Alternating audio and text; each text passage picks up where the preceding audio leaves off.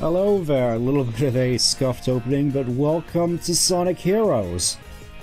You can just call me Stent. Definitely wasn't expecting this to come up so soon, but I realized last minute that today was apparently the 20th anniversary of this game, so I figured, well, I may as well try to get it in now since it seemed appropriate, and we'll just do Dream Team tomorrow. That being said, this was definitely one of the Sonic games which I grew up with. Pretty much, and I'm doing the PC version. It took quite a Herculean effort on the account of my good friend Reb to help set this up, so many thanks to him. But for now, yes, this is a modded playthrough, but unlike the adventure one, it's going to be a bit less extravagant, a little bit less extreme, just more sort of a selection of mods to help the game work.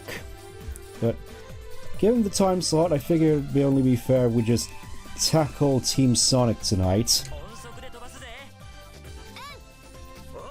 In Japanese, because of course. Unfortunately, from what I could tell, there doesn't seem to be a retranslated mod of this game, unlike Heroes in Adventure 2. So we're just gonna have to make do with the original subtitles. Or the English subtitles. I mean, that being said, I still do have a bunch of fond memories with regards to the dub here. Like, guess what, Sonic Heroes? Generally speaking, a lot of the lines in this game just really brought a smile to my face when I was a kid. And even now, going back and playing it more recently, just...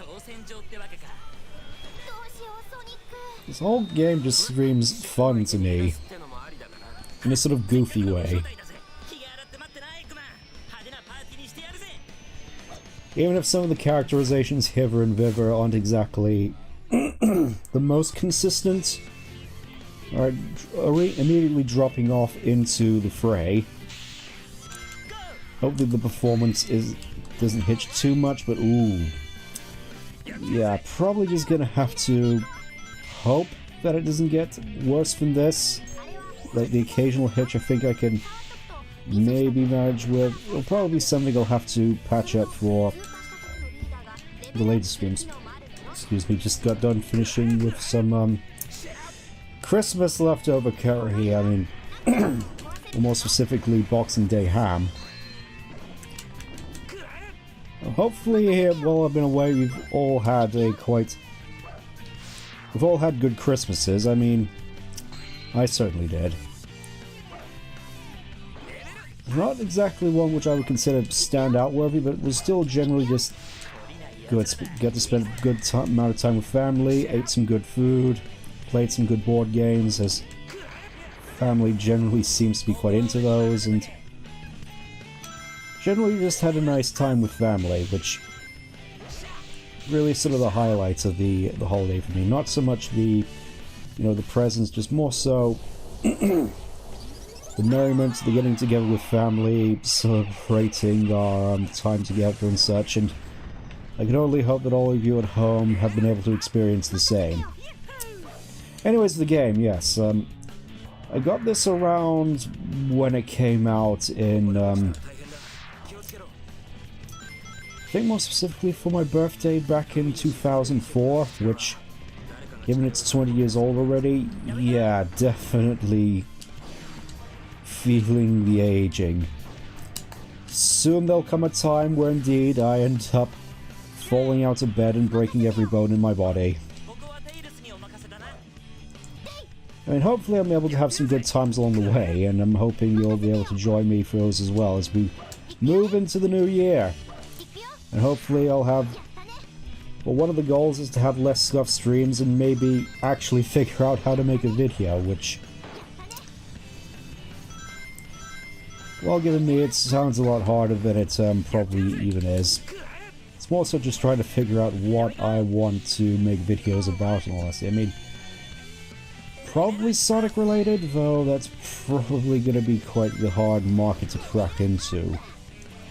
You know, if that's sort of the stuff that you're interested in, which I'm guessing, considering how well the Sonic streams have been going, is generally something you probably want to see from me, only guessing.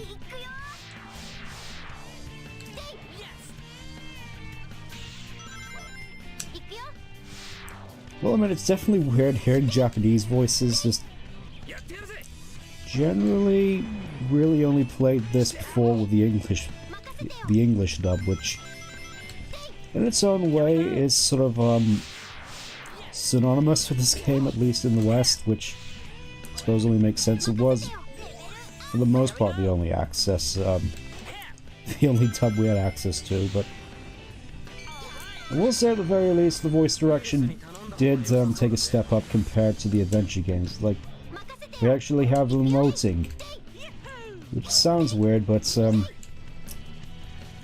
really get the sense in this sort of ironic last hurrah for the cast that they, for the most part, actually got their voice roles down fairly well. Like, especially Ryan as Sonic, even. It's kind of weird thinking about it. They actually did change up the voice cast quite significantly. Like, I'm pretty sure they got a different voice actor for Knuckles. They definitely did for Tails, because they probably got sick and tired of having to replace the kid voice actor every single game.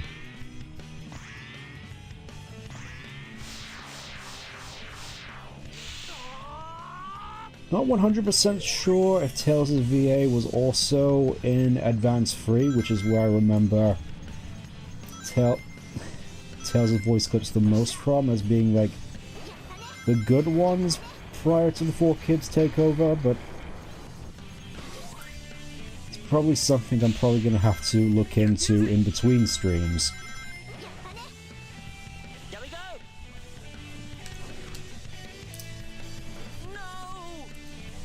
Yeah, no idea what happened there. I think the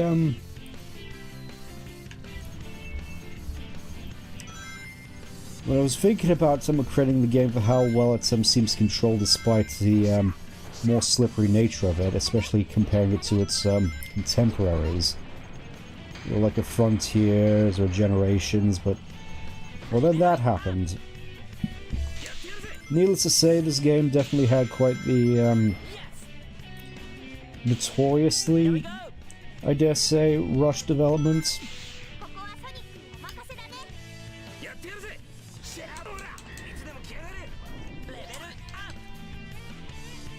I mean, at the very least, I can definitely see the ambition behind it, with considering how long these levels are, especially compared to stuff like Forces and Frontiers. Like, this one goes on for 5 minutes. That's like 5 times longer than a Forces level. And it still has all this iconic stuff like that well bit there. I always thought that was pretty cool. Oh yeah, and I also forgot the Team Blast, this really spectacular element, which I feel they could definitely call back on when it comes to potentially adding more combat to the series, which I'm guessing they're going to with Frontiers. Well, this is going to be a little bit of an embarrassment, not getting an A rank on Seaside Hill, arguably the easiest level in the game. Yep, that's about the size of it. Suppose I'll just have to redeem myself in the next level.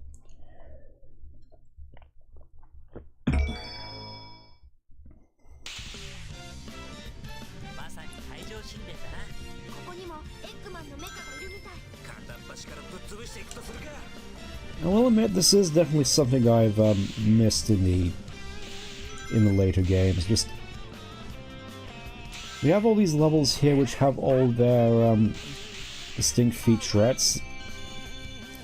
Like, for example, here we have Ocean Palace with its doors, and later on the Sea Turtles. Just generally stuff that makes each level sort of stand out, and I feel it's something that was maybe a bit of an inherent flaw with the open zone design, was just generally, aside from maybe some of the enemies, not really much aside from the aesthetic to really differentiate levels. I mean, in terms of level design, there isn't really much distinguishing say, for instance, we'll go with Ares and Theranos. I mean, sure, they have some of the more advanced stuff, but it's more just sort of iterating on what came before rather than introducing something that's wholly unique, if you get what I mean. It's not like this, where you get these stone doors which you don't really get again at any later point of the game. It's just a fun little thing just for this level, which...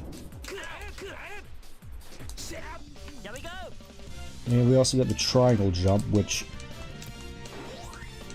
admittedly is something that I've sort of forgotten about in more recent times, but... It's one of those sort of things which I see it like, oh yeah, I remember that, that was pretty neat.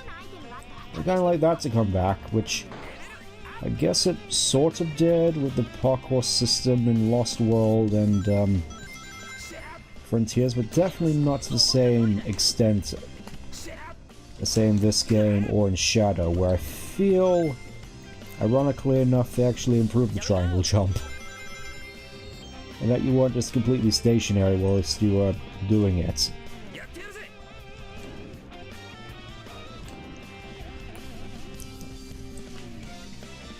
I don't remember the camera being so close though. Oh, hello John, thank you for stopping by. We're just getting into the funny turtles.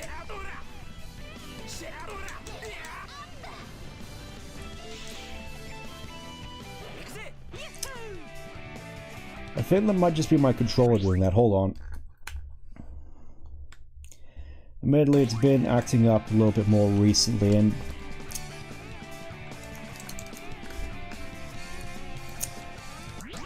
and now it's completely gone. Hold up. Hold up.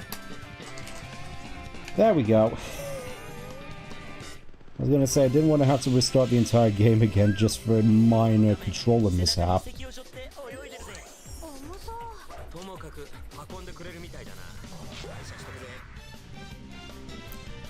Like you see here, we don't really get any more of these really memorable moments here, like with the turtles here.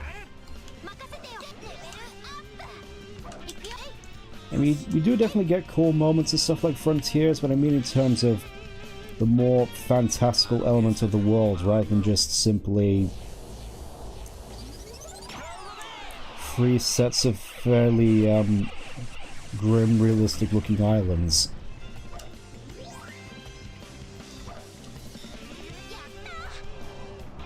I can't help but feel that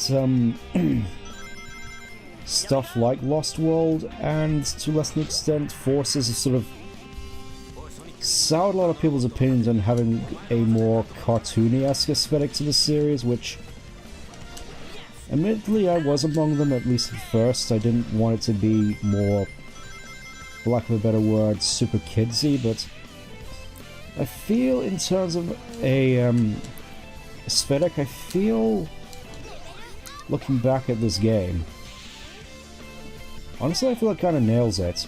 Like, it feels like a step up from the classic games, which I feel was always sort of the intention, even if it was more sort of... It could be argued that this was more sort of retreading familiar ground. Wanted to give us something a bit more akin to the classic games, if that makes sense.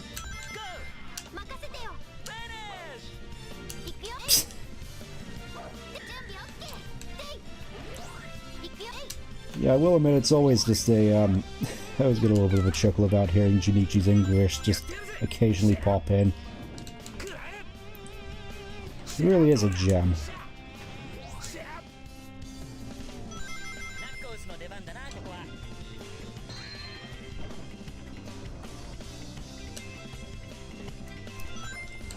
It's kind of weird, really, because I figured I'd have a bit more to say. I suppose I'll just have to come to me as we proceed. More so just sort of taking time to really take this in. Admittedly, it's been a bit of a tiring series of days. You know how it is with the celebrations and the getting to stay up far too long and...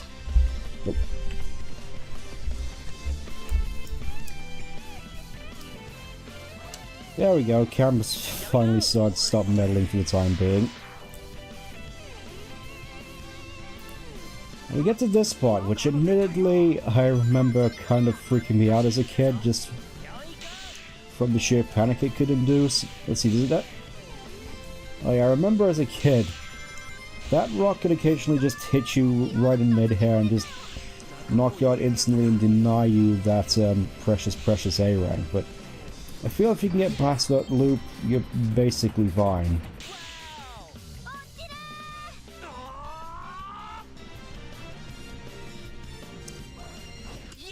And like that, that's another level done.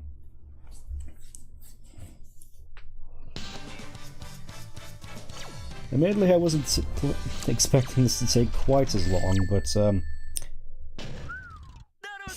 I guess that's just the thing about getting used to levels and forces. They just seem to take much longer than you'd expect.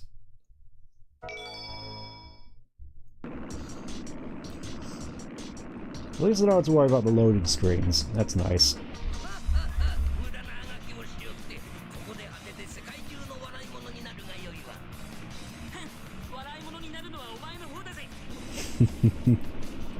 Alright. I remember this boss being particularly easy. More so than something like the Egg Hornet, maybe. Mostly we just have to wait for him to actually stop and start his rotisserie attack. You aren't the only one thinking it, surely. And then you just, commence the punching.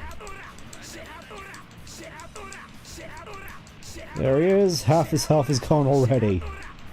And he hasn't even completed a full rotisserie rotation. Amazing.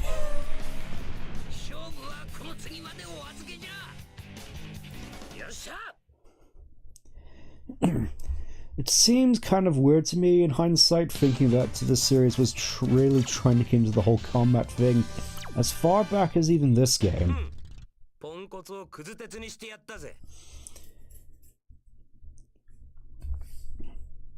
I suppose it just took them quite a substantial amount of time to actually get it to sort of work, which I do definitely still have my thoughts on how the combat in Frontiers works, but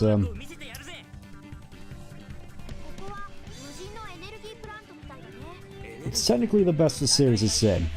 Technically, I'd say.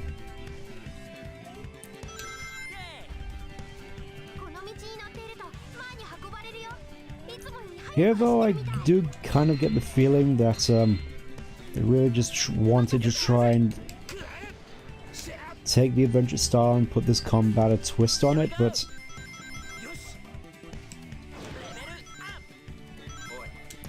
well, for stuff like this, it does sort of work, and you have all these, oh yeah, I remember, that's actually one of the neat things I kind of like about this, how it just, each level sort of introduces its own unique enemies. Like, obviously you start off with the basic, like, egg pawns, and I can't remember the names of those ones. I usually just call them, like, flying pawns, but I'm pretty sure they have their own unique names. Egg pigeon, we'll just go with egg pigeon. I know they probably have a better name, but that's the one I'm going with. So you start off with just standard pawns and pigeons, then in this level they just start slowly introducing the turtle enemies. Just as a neat way of applying your moveset to combat.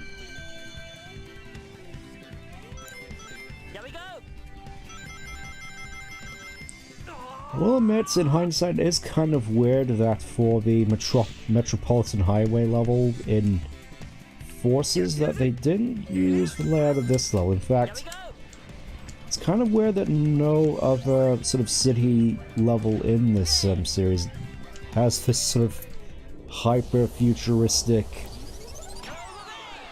setting to it. It's this weird little oddball, super futuristic city in a game series which has modern day 2001 San Francisco and mid-2000s Africa in it.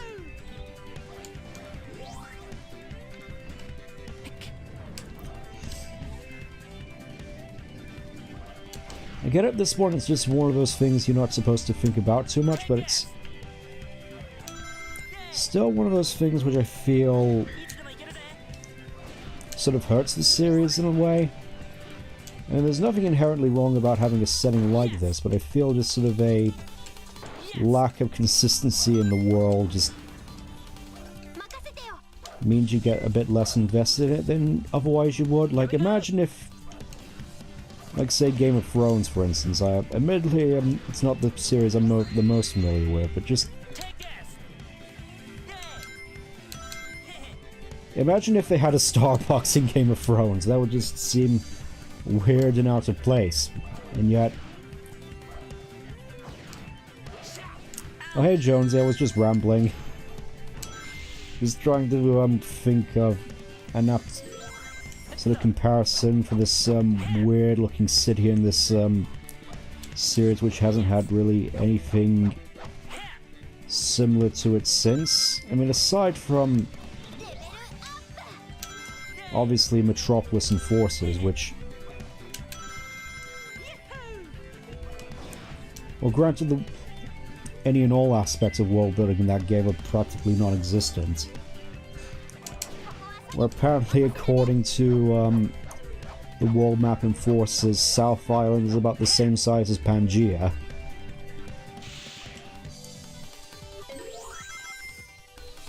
Again, just rambling. That being said, though, I do definitely like the aesthetic of this place. Again, just has a certain classic sensibilities, but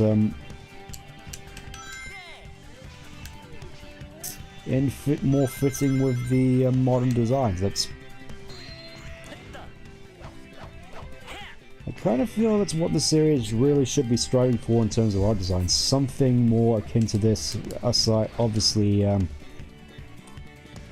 not being as plasticky as the models are here, which they really did go overboard with the gloss on these models, didn't they?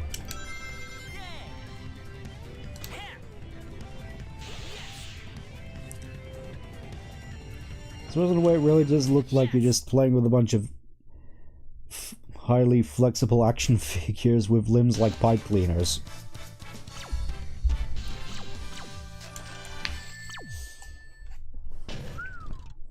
There we go, starting to get a little bit better.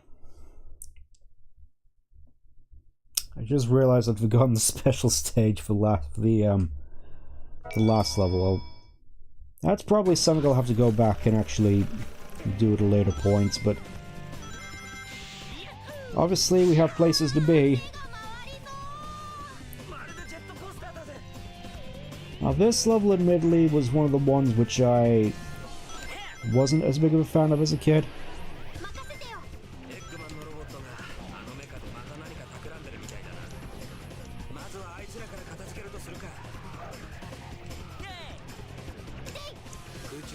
I can sort of see what you mean by that, but personally I like the Japanese voice cast for the consistency of it. Considering most of this cast has been playing these characters basically since Adventure 1.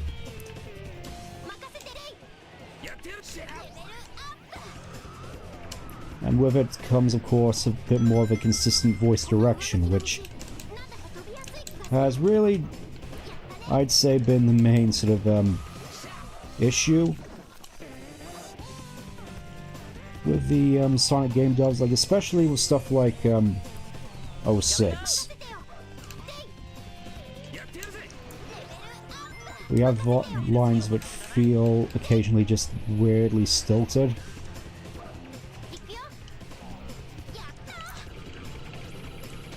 But I can understand at this point if the Japanese cast isn't exactly your cup of preferred beverage.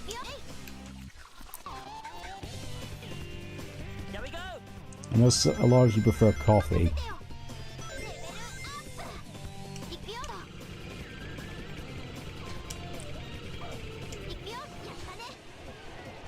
There's also another little thing that I like about, especially this game, just abundance of alternate paths you can go on, which, I mean, obviously they'd need to incorporate them in order to really make the most use of the team switching mechanic. But especially compared to some of the later Sonic games, it just feels like a commodity, if that makes sense. Just feels like a sort of luxury, just like, wow, multiple pathways. Could you imagine?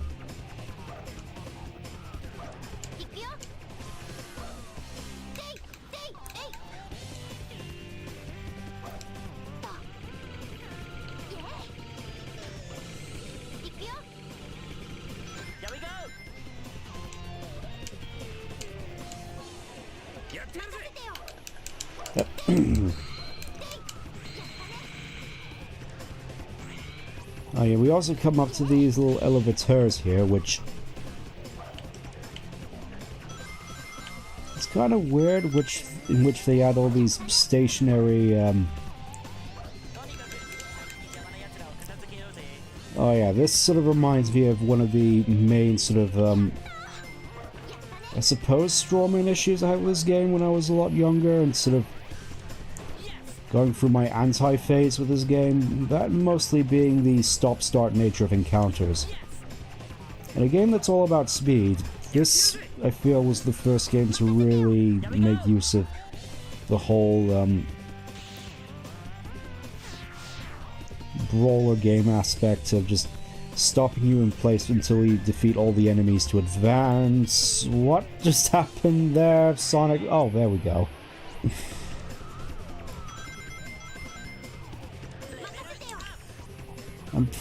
I could have sworn I was dead then, but alas, we're fine for now. Alright, probably need to grab one of these. And I'm aware that I haven't grabbed any of those already, the keys.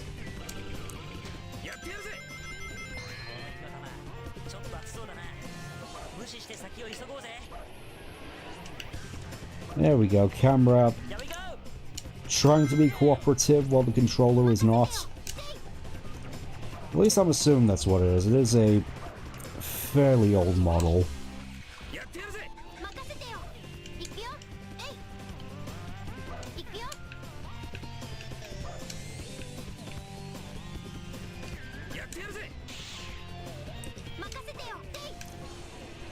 One little weird oddity is that I could have sworn the gold turtle enemies were supposed to be in this level, or whether I'm not sure whether they were just a thing unique to the Chaotix, which hopefully I have a little bit more to say about them, because oh yeah, that does remind me. There's one thing that I wanted to mention earlier about the characterization, just that whole weird thing where it felt like a bit of a divorce compared to the end of Adventure 2, where obviously Tails is the one making all the plans, yet here he's super meek and still looking for Sonic to help, and it's one of those small things which doesn't really take away, or should I say, take you out of this game, but it's one of those things which I'm sure can annoy certain fans, especially the more contentious ones who really got mad at some of the characterization in the likes of Forces.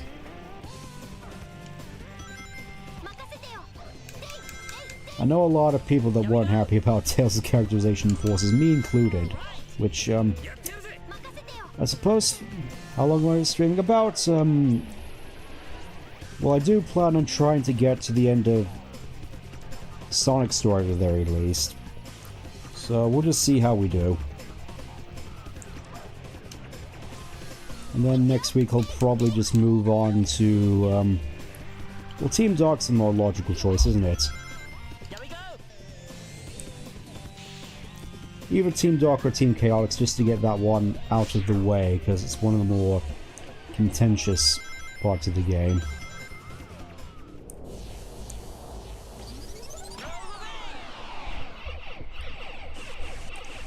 Which I suppose, in hindsight, is a, I guess it could be argued a strength and a weakness, as it's definitely makes the game a lot harder to binge, just going through the same levels repeatedly, but taking breaks in between, I feel, definitely helps the enjoyment factor. That certainly was the case for me back when I was younger and wasn't really particularly good at games. Like, especially this part in particular, this just got me all panicky with just how fast the lava rises. Just look at it go.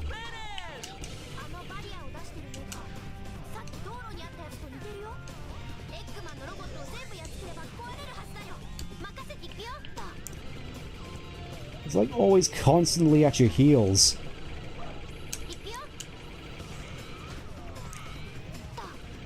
So yeah, needless to say, I didn't exactly get far.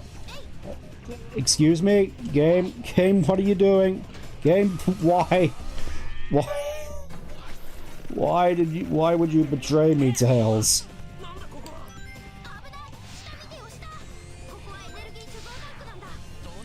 I don't think I've ever actually had that happen to me before. Alright, let's just try our best to actually finish. It's the least we can do. Tails! Tails!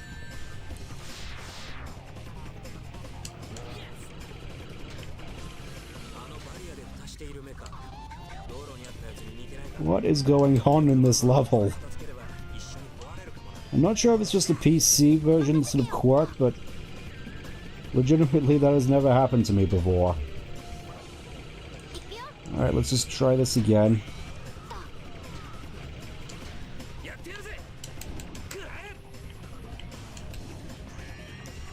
There we go, level finished, and once again denied a key.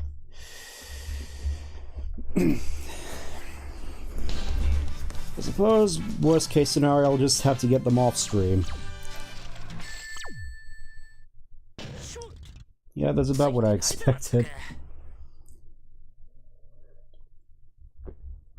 Let's see if this cutscene ended up being in Japanese as well, because...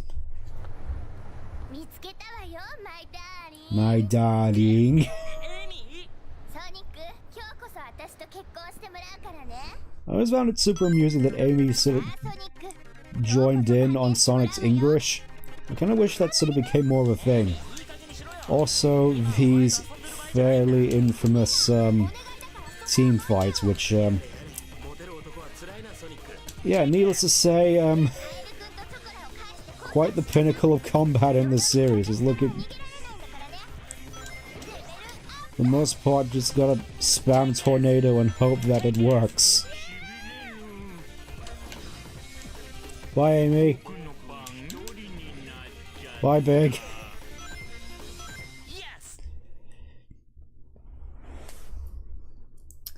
Dread to imagine how the Team Dark fight is gonna go, needless to say. Look at that, 30 seconds and...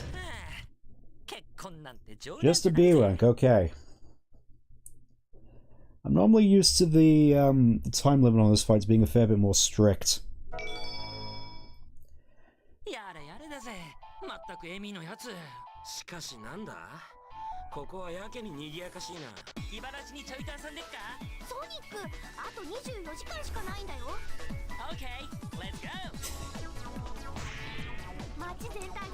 So, Eggman said we had 3 days, right? And now we're only down to 1.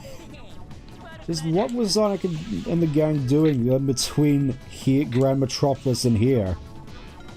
In order to basically waste an entire day. I'm pretty sure that is in the Japanese as well, just... all of a sudden we're just... completely missing a day and we're just down to the wire. In Zone 3. Arguably the most infamous level in this game, I'll just say. I do definitely like the music and the sort of vibe of this level though. It's generally quite nice, I'd say. Until you get to the pinball, of course, in which case it just sort of starts to come apart at the seams a little bit. Just His head's spinning. He said the thing. Yeah, you do tend to get moments where you're just sort of stuck on the pinball table for seemingly yonks. It's especially bad at the end of the next level, though.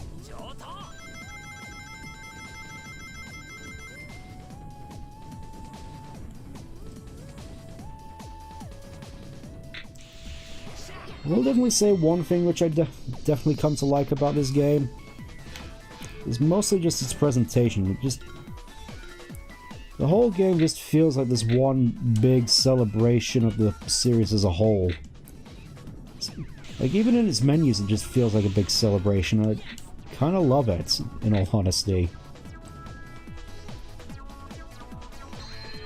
It just feels like a game that's happy to have you playing it. If that makes any sense.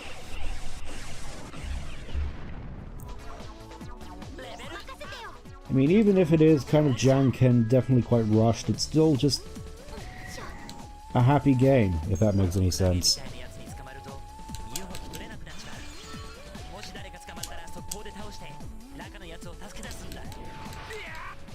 I mean, obviously there's been more jank in this series, there's been more, oh, here's the gold turtle. So yeah, I think it's introduced in certain versions of Power Plant.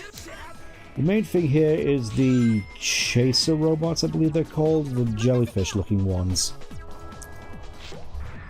The ones that grab you and then just keep you among, just keep a character just on their person until you beat them.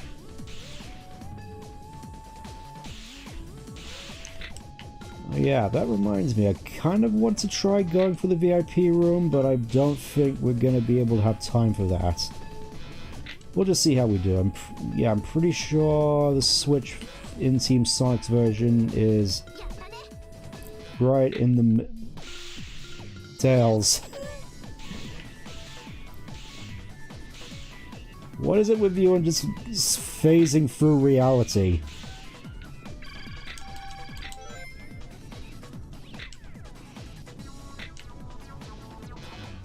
This better not be just a recurring theme. I don't want Tails to just be the absolute death of this whole experience.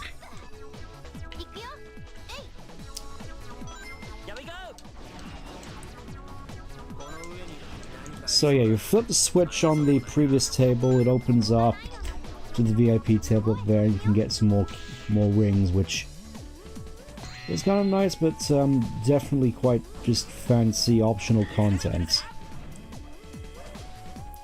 Personally, I never really saw much worth in actually going there, aside from just for bragging rights. You can even see it in the background there.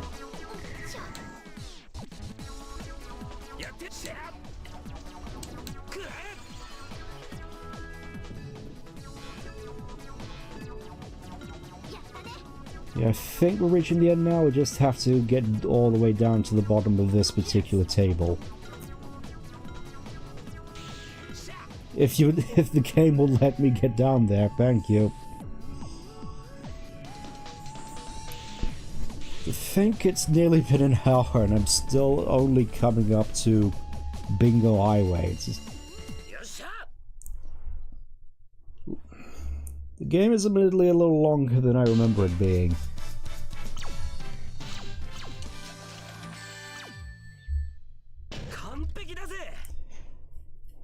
That didn't feel like an A-rank run to me, in all honesty.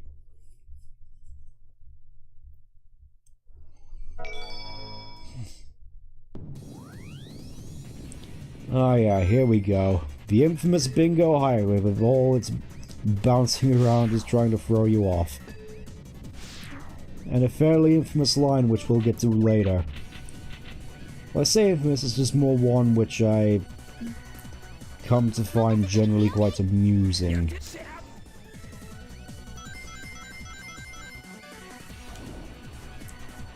I think this one also introduces the searcher pigeons. I call them pigeons. The ones with the flashlights. We'll just go with that. And the golden chasers, the jellyfish. We just straight up delete one of your characters until the next checkpoint. Alright, and I completely forgot, we also have the metal ones as well, which I need Tails for. Alright, Tails, working his magic, constantly teleporting in when we need him. Still kind of convinced at this point that Tails is at least somewhat immortal. Considering he's just the fox who can never die.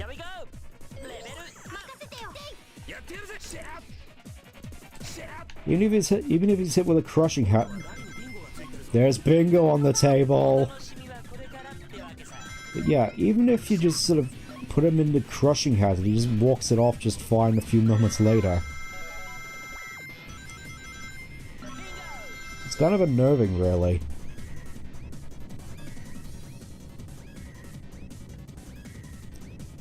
But yeah, I don't think there's much we have to worry about in terms of taking damage. More sort of falling off the table and dying again, which... There he is, there's the gold chaser. Let's just delete him.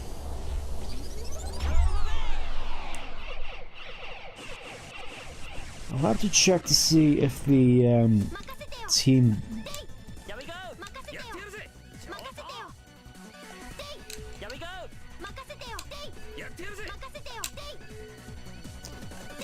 Yeah, just mostly checking to see if there's a particular glitch here that still works.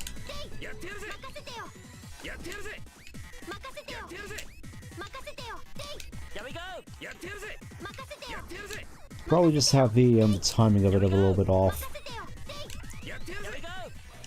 But yeah, it's generally a glitch, at least in the GameCube version, which I'm more used to, where you can just very quickly build up team gauge. Particularly useful in the later levels. We'll just give Knuckles his little power core for now. It is certainly a weird system, I will admit, just the whole power core thing, just trying to have a solution to a problem which maybe shouldn't have existed, maybe not.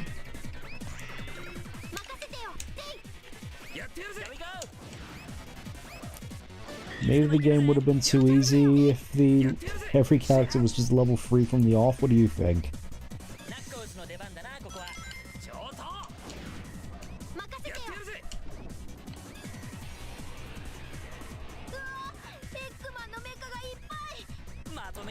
Look at all those Eggman's robots.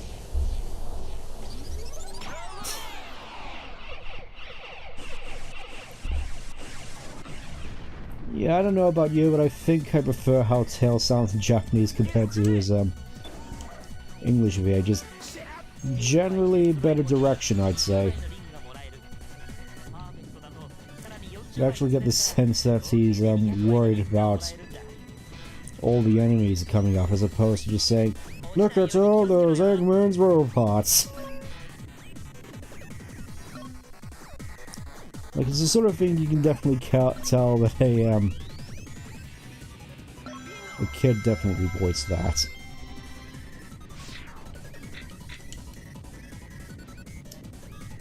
Which, oh yeah, that was the case, that he actually got a new voice actor for Battle in Advance for him. I'm not sure if that was the same one, but it's, they definitely did sound similar enough in that they actually finally got a woman to voice Tails, as opposed to just resorting to having to recast kids every new game.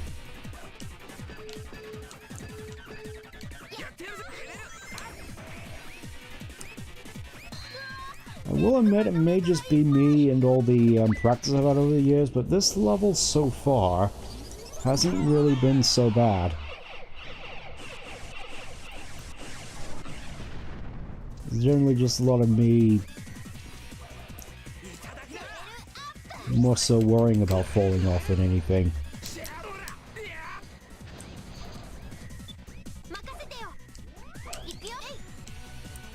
Oh, I keep forgetting there's a spring over here.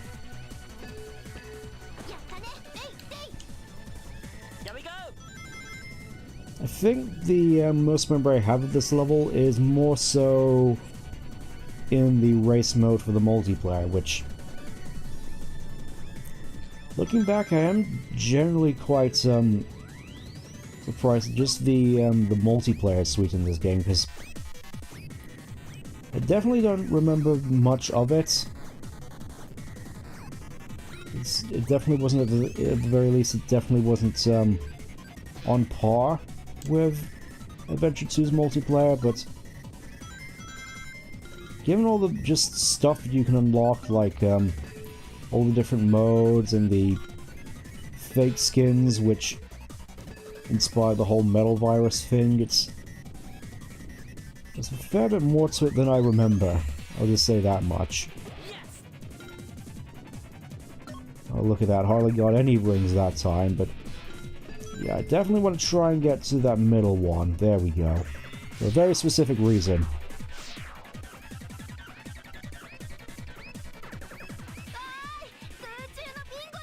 Aside from aerial bingo, thank you, Tails. Not sure if the aerial control is really best suited for that, but yeah.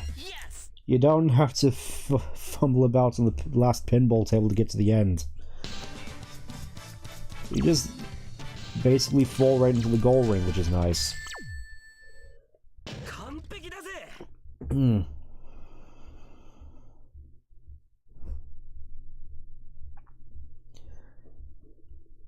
I don't think I brought enough water. Oh yeah, we actually got a special stage. Kinda forgot we had one of those, and as a kid, I mostly remember mashing the button to boost, but I think you can just hold it. I think.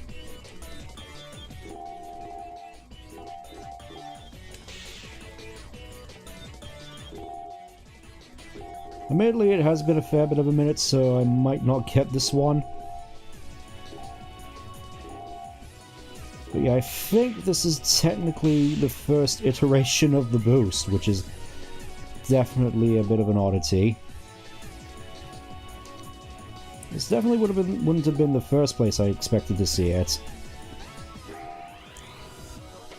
Yeah, I don't think we're doing quite so well. I don't think we're gonna get this one, unfortunately. We sort of botched it near the end. Oh! Maybe, okay. That's technically our first Chaos Emerald, which is kind of sad.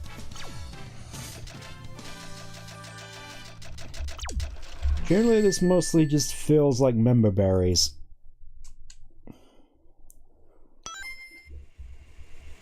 I get that they really want to go all in with trying to remind people of the classics here, and while I like the aesthetic, I don't think the special stages were really the best choice to go with.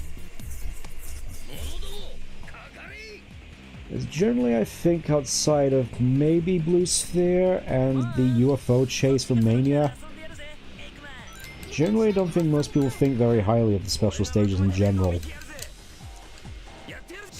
More just sort of there for the technological showcase of the Mega Drive or the Genesis. Just, wow, look at all these cool 3D effects we can have on our next-gen console. Look at it, simulating this half-pipe, which you can barely manage to... which you have basically zero depth perception.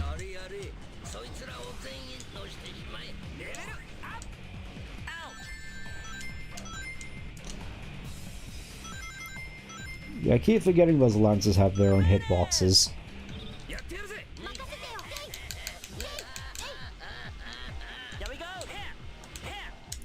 Knuckles. Could have sworn I swapped to him. Oh, there we go.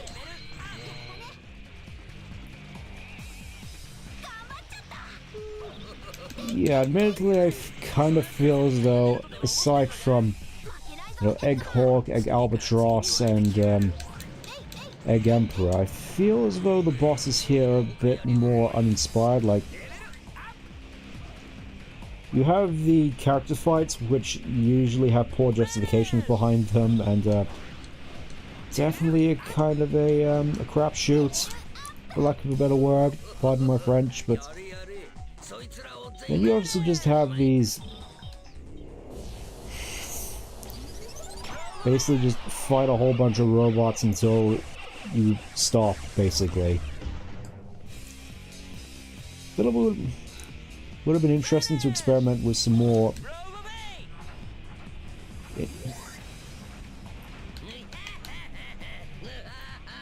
I suppose thinking about it, I would kind of like it if they went more with bosses which were also levels. If that makes any sense. Sort of like, for example, Ghost in Frontiers, the Ghost enemies. I think especially Perfect Chaos and Generations. I feel that was a good example of a boss which was also a level.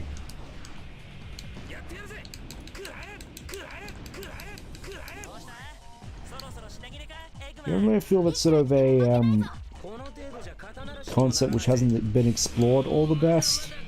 Oh yeah, and I'm kind of surprised we got introduced to the gold pawns at this point. The pawn captains, I guess.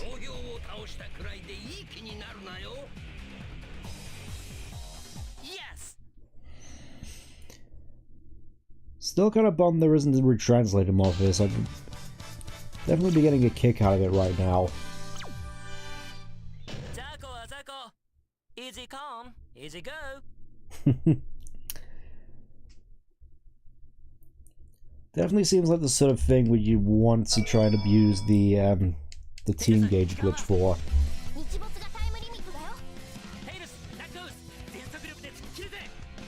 Okay, I think we're about halfway through now.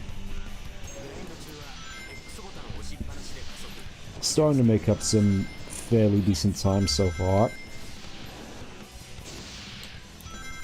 Admittedly, I do have quite a few positive memories of this level, mostly just the scale of it, and well, the music, the aesthetic, and especially some of the enemy encounters I thought were quite memorable.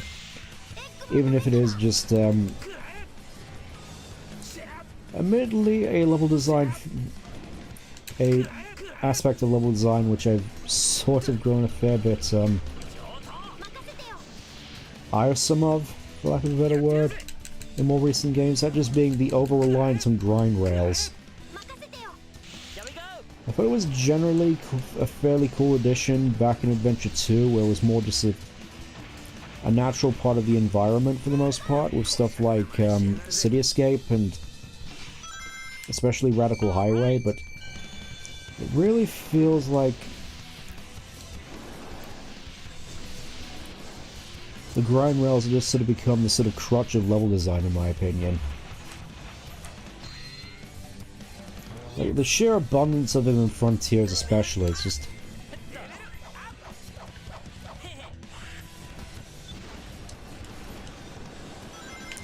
Oh, what's that? You want to try and have this cool little feature which allows you to traverse the island faster? Yeah, let's just give you a rail which you can boost along to basically act as the inter-open zone train, basically.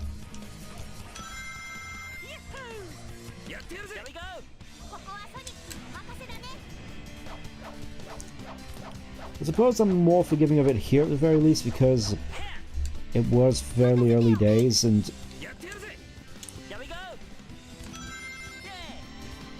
the more cinematic nature of it I felt was quite impressive for the time. Like, especially with this part coming up right here. I'll point it out to you when we get to it, but generally speaking, at the very least, have a lot of fun memories of this this first half of the level.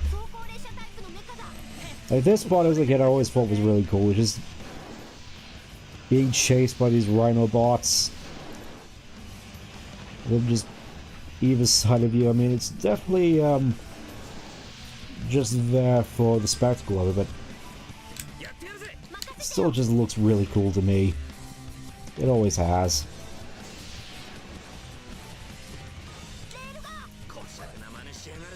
They're pulling out all the tricks, along with other things, which I'm not allowed to say.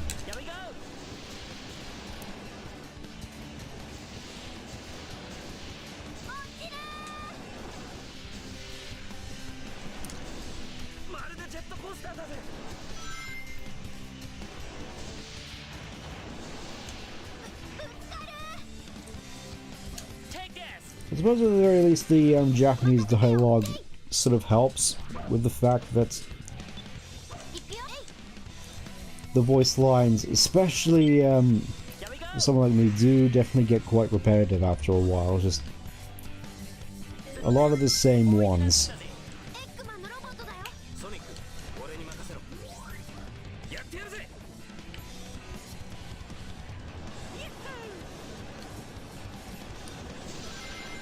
Do kind of wish they'd more so stuck to more relevant level-specific dialogue options as opposed to some of the more common universal ones, which I'm not entirely certain whether or not there's a mod out there which sort of disables the universal ones and just leaves the level-specific ones, which I definitely feel would be just a nice little addition.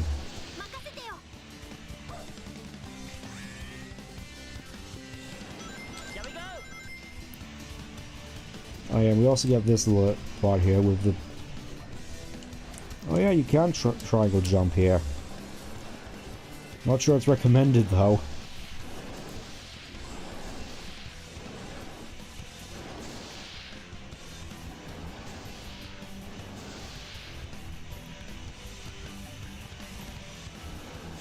Alright, let me see if I can actually get up onto the roof of that one.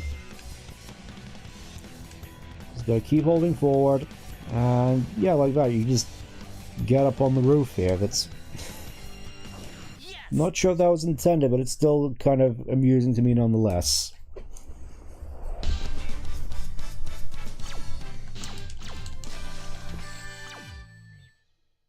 Admittedly, I feel I'm a little bit rusty at this whole streaming rigmarole, so, apologies for that.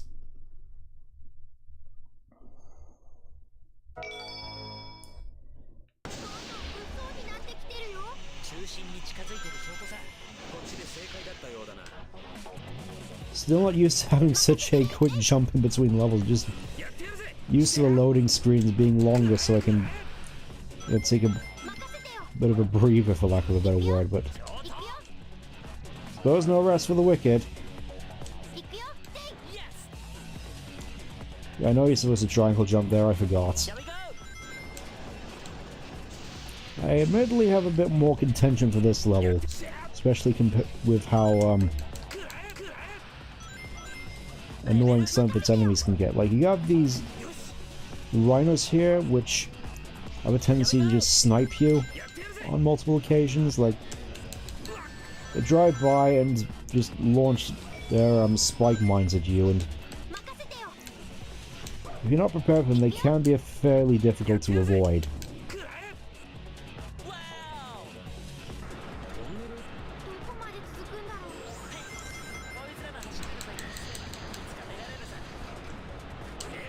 I will admit, I've been thinking about this for a little bit. I feel as though maybe they might actually be starting to go back to the aesthetic of this, sorry, I panicked there. The aesthetic of this game, with stuff like, Murder of Sonic the Hedgehog,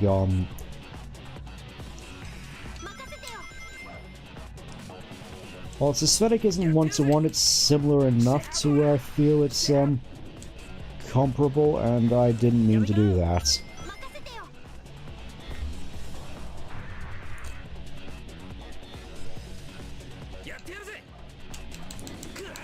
You can sort of tell I'm a little rusty at this.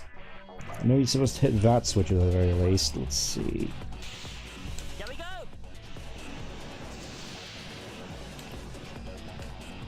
I feel this part of the level can get a little bit annoying, especially with these, yeah, you see them just trying to hit you with the mines.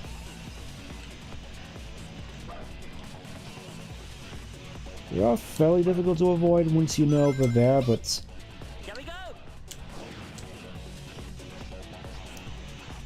Still kind of annoying to try and dodge.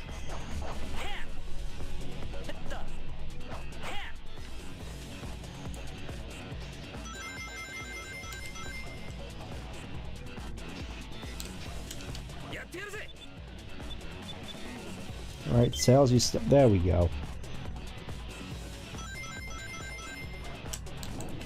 Jeez, just looking at that, I kind of forgot just the scale of this game, just the scale of its levels. It's kind of why I feel it's not as much of a problem comparing this game and its levels to the ones in Adventure 2, because yeah, those ones are shorter. They're also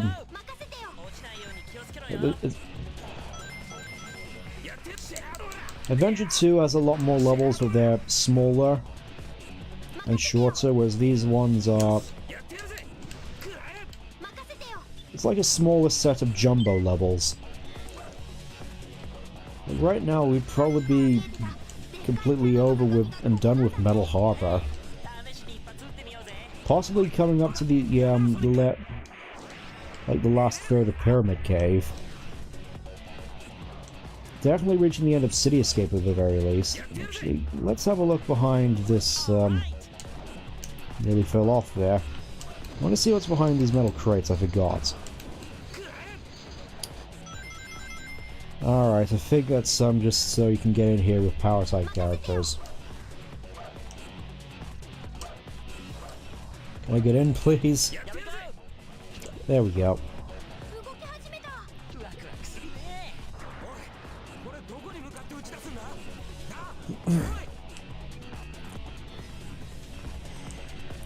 I feel it's something that I definitely miss about the dynamic of these three, just the whole thing with Knuckles just acting like this big brother to the group. I get they had to basically retcon the ages in order to really have it make sense, with Knuckles and Sonic basically switching ages compared to what they were back in Sonic Jam.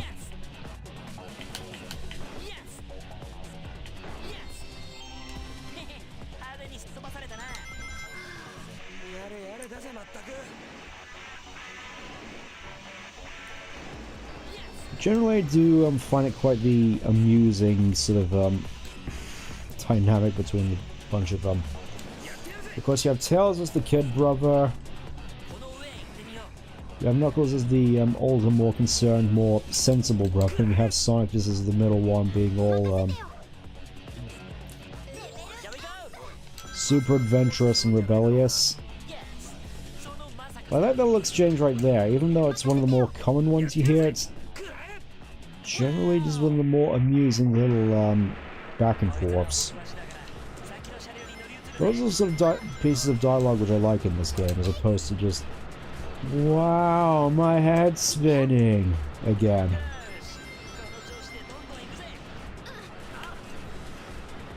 Oh wait, we're starting to come up to that part of the level now, aren't we? Definitely have a lot of contention with the part of this level that's starting to come up. It's part of why I so dreaded coming back to this level, especially as Team Sonic.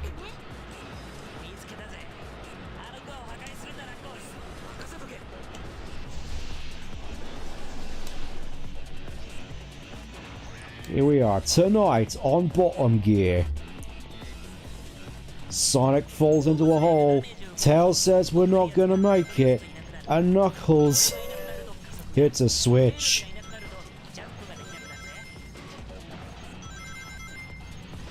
Yeah, needless to say, while it is kind of cool which we get more bobsled levels, in hindsight kind of wish we got a few more, because I think aside from Mystic Mansion, this is basically it. But the main problem I had was just sort of the difficulty spike, especially with the lasers on the floor here, which are kind of difficult to gauge when you're supposed to jump, and even more slightly difficult to see coming. But once you get past that, I feel, oh yeah, that does sort of remind me, those... Excuse me. This part of the level right here, which leads into what looks like another cannon. I never really got what the whole point of this place was.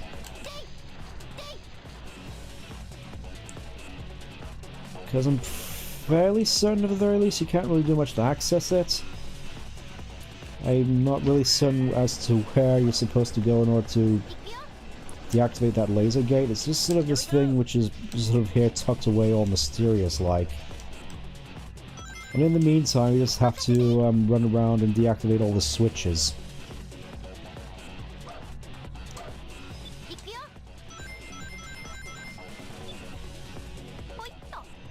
And of course, here we get the first demonstration of arguably Tails' worst addition to his moveset, the dummy ring bombs. Not 100% as bad as they were in 06, but still kind of a pain to differentiate between the real rings and the fake ones. You know what, let's just throw this out there. Look at that, 7 minutes. You've probably been done with Cannon's Core by now.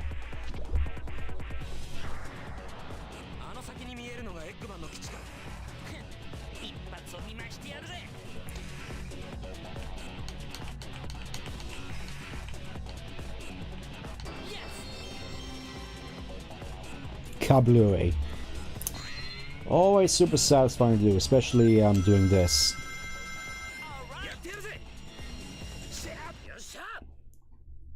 Alright, let me just quickly do this real quick.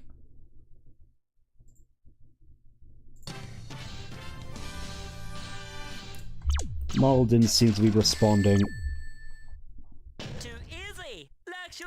And only just a B rank for that, huh? That's a bit of a shame.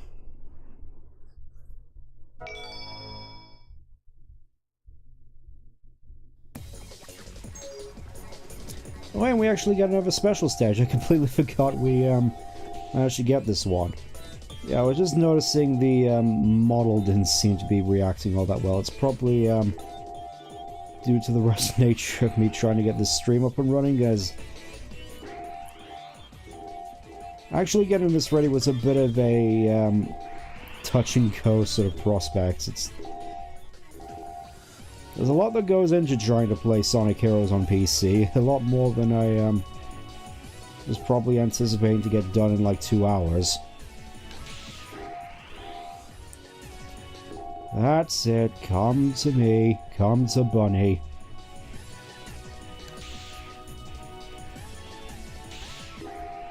There we go, this ought to do it. It feels all these special stages really sort of backload you with special spheres to really give you the chance of a lifetime to just catch... Oh no. Yeah, I think I blew it. I think I blew my chance to actually get this emerald, which is a shame. Yep. Going. Going. Gone. That's a shame. Again, I'll have another chance to get that emerald captured soon enough.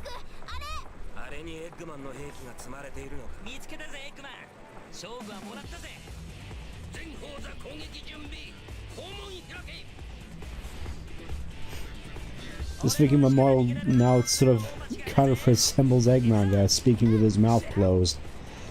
A skill that he picked up and managed to master very well back in Adventure 1. Pretty sure you can just do this, thinking about it. Probably have to get rid of the cannon first, though.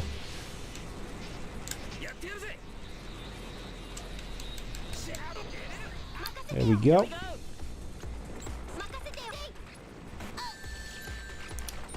Yeah, a lot of opportunities in this level just to basically take damage. One thing which I do kind of like, though, is that Knuckles, with the characters balled up like this, does technically get a the equivalent of a shield, which is A weird feature which I always found quite useful, for obvious reasons.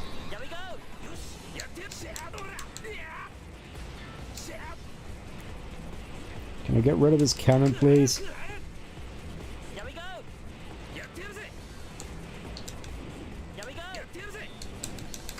There we go. Now I can probably just do this. The power of mashing.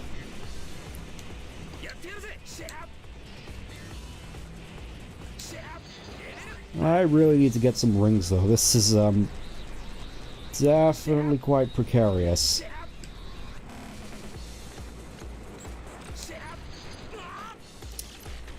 Okay, never mind. Apparently explosions can eat through your invincibility there. So it's like a shield, but you don't get invincibility frames. Good to know.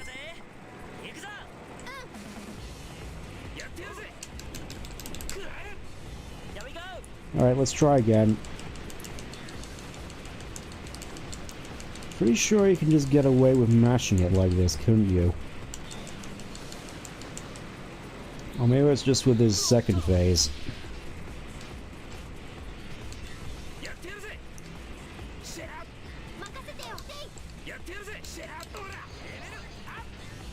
I always thought the music of this boss fight was pretty cool. Just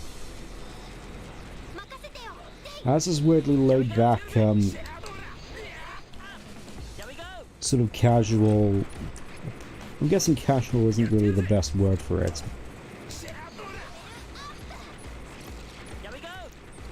Generally just has a sort of cool sort of feel to it, for lack of a better word. It's sort of like a gang boss. There we go, now we can just get to mashing.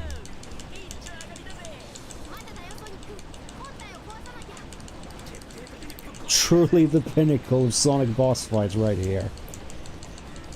To think we go from this straight to, not straight to think we went from this to, the Titan boss fights in basically 20 years. That has certainly been an advancement, if anything.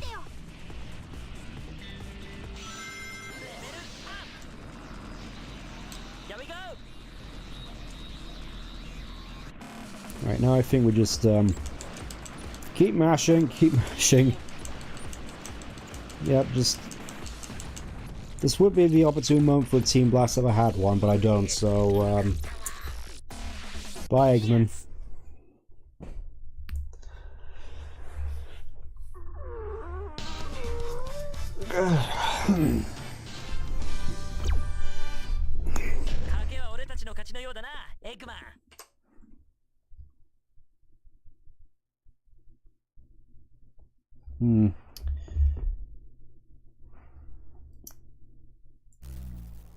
I think it may just be something I have to figure out when actually,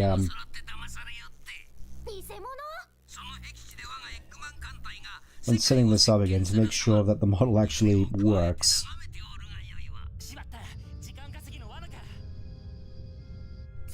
So that means we get to see the cool guy.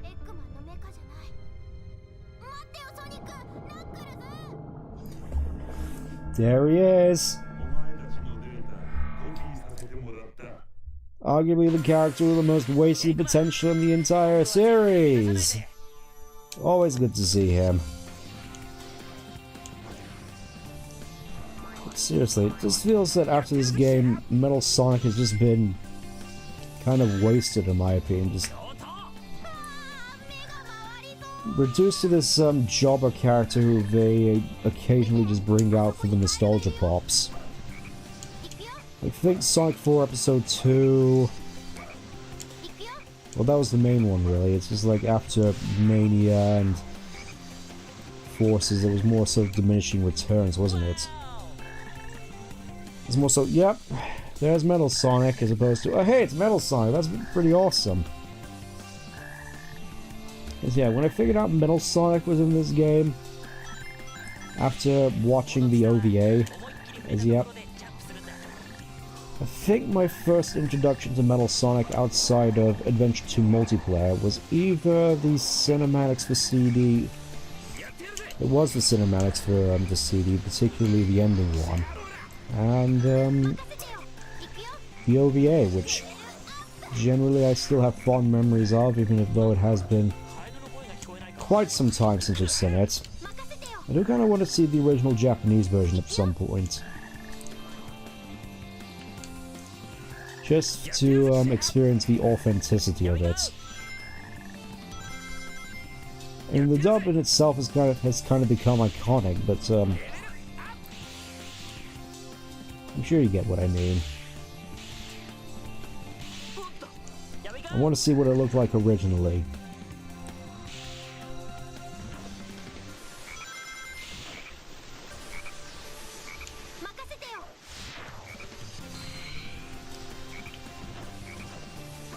In the meantime, I'm hoping that you all did have an enjoyable Christmas. I know I probably said this before, but again, it's the season. Mine's not exactly in the fantastic. Mine's not exactly in the sharpest of spaces. I'm sure you know what it is. Note to self, do not use... Oh yeah, that's, I almost forgot with regards to Knuckles' moveset. I completely forgot. But you could just mash the button so it doesn't end up, causing you to slide across the floor at like 1,000 miles an hour.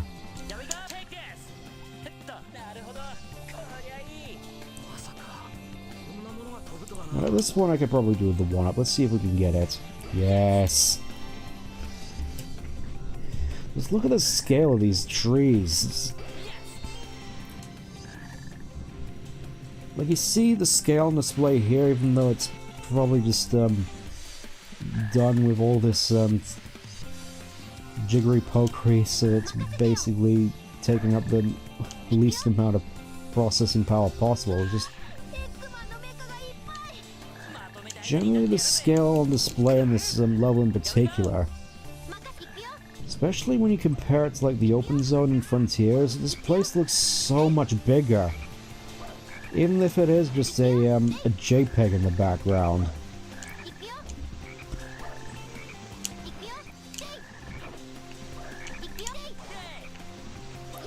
Especially the size of stuff like these mushrooms over here and these trees. By comparison, the Starfall Islands just felt kind of small. I mean, sure, there was a lot of ground to cover on them, but compared to this place, it just seems to go on forever.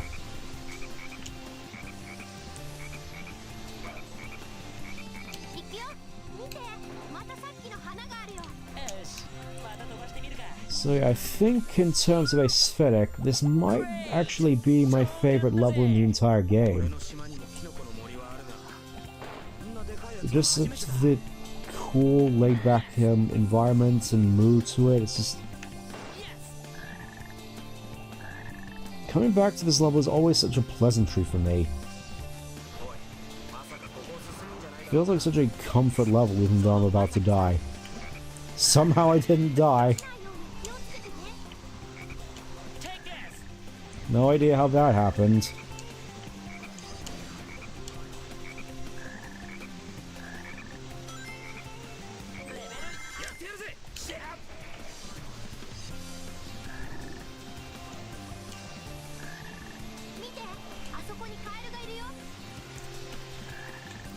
We also get to,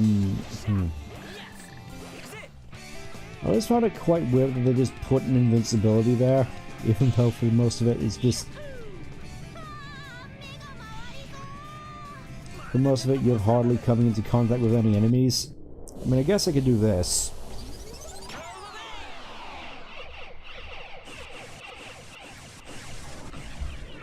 Just break that out for what it's worth.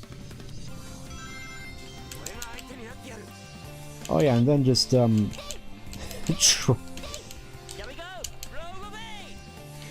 Yeah, the light speed attack in this game is not exactly the most reliable when used by the AI.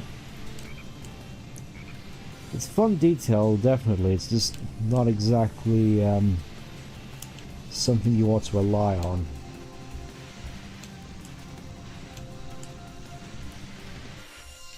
Yeah, that was Rock Forest, generally quite one of the more pleasant levels in this game, unlike the next one.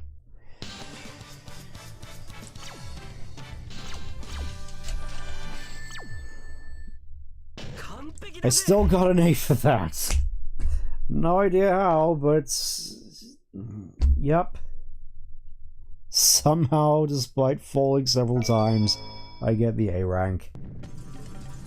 Anyways, Lost Jungle. This one also introduces a fair few interesting enemies, mostly the egg hammers here, and the spiked egg pigeons, the spiked flying things.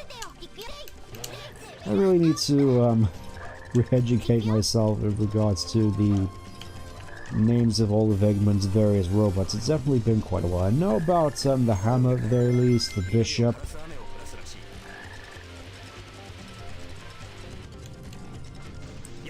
I feel generally it would have been kind of cool if we actually got more sort of chess naming conventions with the Eggman's robots in here.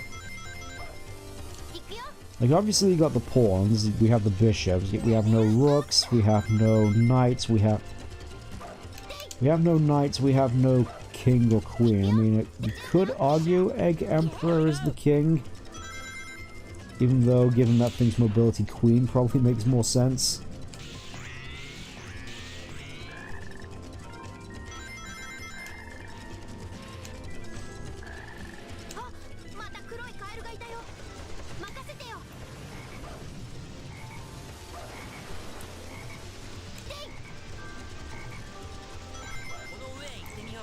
I don't want to say anything about it, it seems...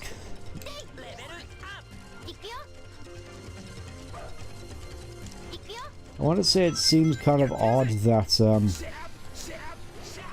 especially with the game after this, that the black frogs are the ones which cause all the damage to the jungle with the acid rain. At least I'm assuming it's acid rain. No, it's not yellow frogs or purple frogs, it's black frogs. Again, it's one of those sort of things that you don't really pay much attention to as a kid. The game betrayed me again. Why must you do this to me, Tails? Where's the camera going? There we go. Yeah. Definitely not used to the no idea what happened with the vine there, just sort of automatically went backwards instead of forwards.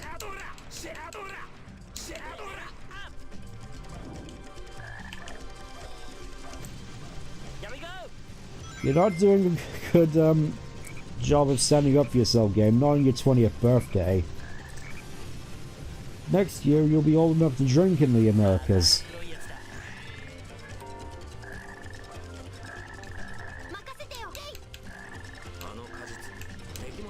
I think it may just be that I'm more used to playing the GameCube version of this game, where it's I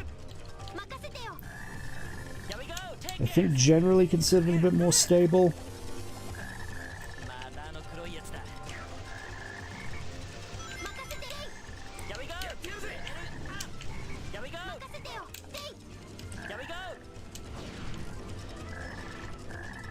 So in that case we could potentially try... Nah, I think, especially with all the trouble I went through in order to get this stream worthy, I think we'll just stick with this.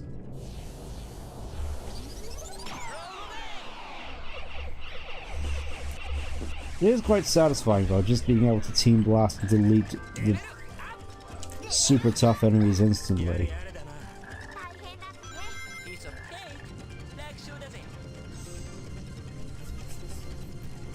I imagine I'm definitely gonna be wishing I had that constantly during the later levels.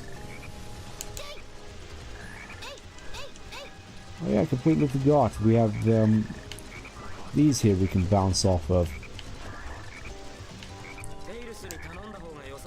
No way, actually, I didn't think I'd actually make that. Alright, and for our reward, we got ourselves another Team Blast. It's actually pretty nice.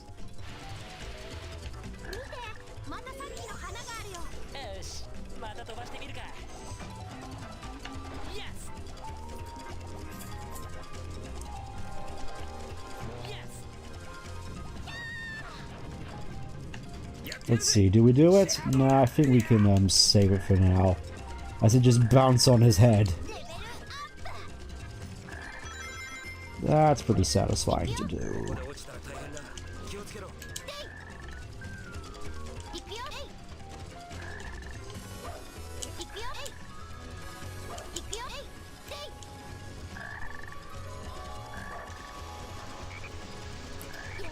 I suppose thinking about the power cores,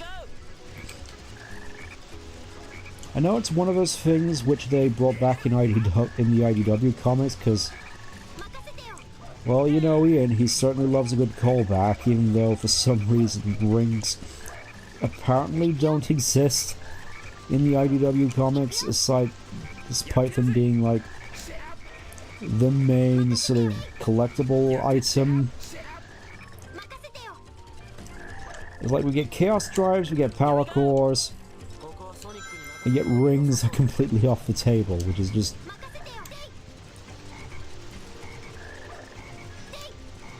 generally one of those bizarre things, along with the lack of world building. Had a little bit of a sniffle throughout the past couple of weeks. You know how it is. You get off of work and the stress finally starts to leave your system. After spending so long hard at work with your stress being at a higher level, and then once the stress is over and you're off work, then all of a sudden your immune system relaxes and then you get sick again. That's how I feel I experience it. Oh yeah, and there's also this moment where, along with the black frogs there, this generally would have set me into a panic as a kid trying to navigate this, even though, generally speaking, I'm just tapping A at the right time. I feel there could have been a potentially more enjoyable / interactive sort of set piece like this. I know they tried something similar to it in Shadow at the very least, which I thought back then was actually pretty menacing. Lost me an entire night's worth of sleep, that did, as a kid. With that thing at the end of Cryptic Castle, which is just like a big skeleton. Somehow still got an A for that as well, okay.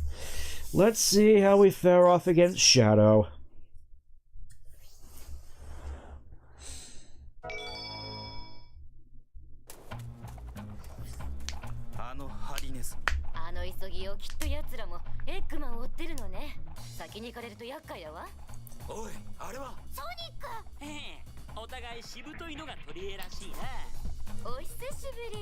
I remember him saying here sort of a callback to the original line from Adventure 2 about how stubbornness is a saving grace.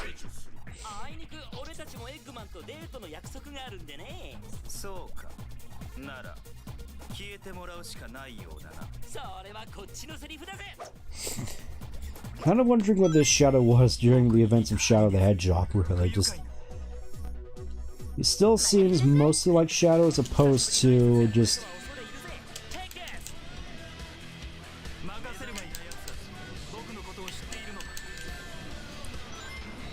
basically what he was imagined to be back in Shadow the Hedgehog. Come on, Shadow, go proudly.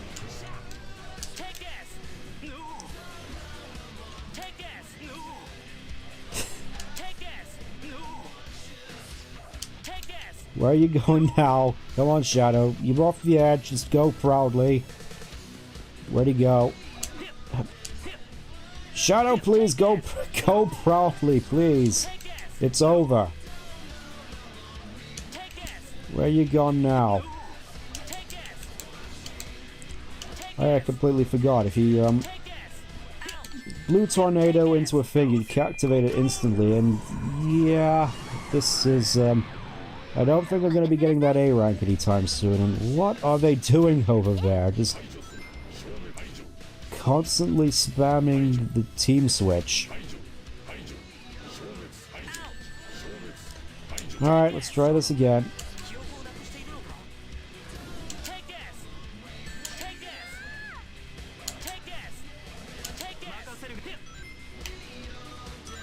I like that when he's down to 1 again. I think normally speaking they get Team Blast at around a minute. Come on, Shadow, go proudly. It's over, Shadow. Submit! Submit!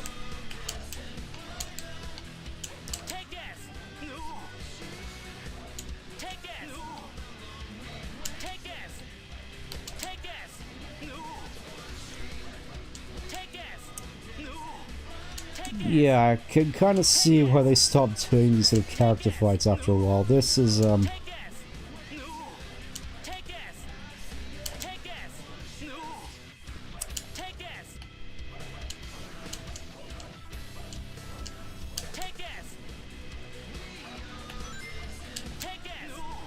the music's cool at the very least, it's just taking a while. Go on, go proudly. Go proudly.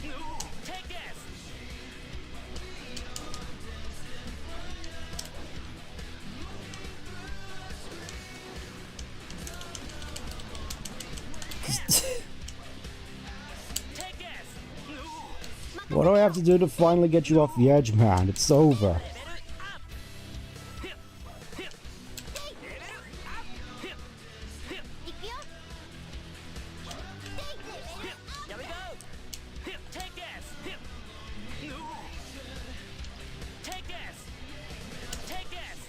Come on. Off you go. It's been fun, Shadow, but you've overstayed your welcome. Don't make me wish you'd stay dead at the end of Adventure 2 again.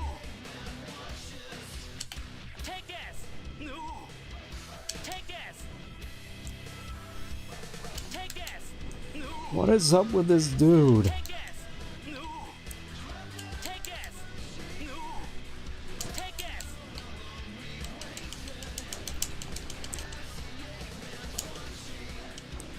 Am I just gonna have to wait till I beat that Team Blast to finally be rid of you forever?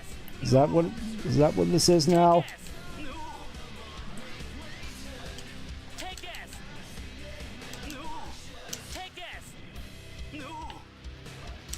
He's just completely just bouncing back and forth, isn't he? Come on.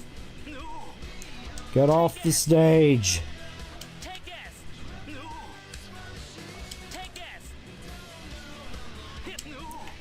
Alright, fine.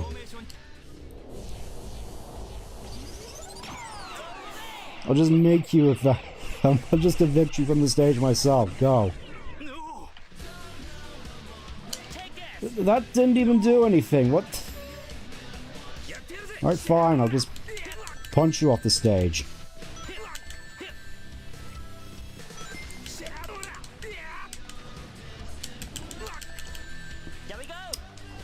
What are you talking about? It's like they tried to have this whole matchup system, but it doesn't... I saw you, you went off the stage and then you just teleported back on.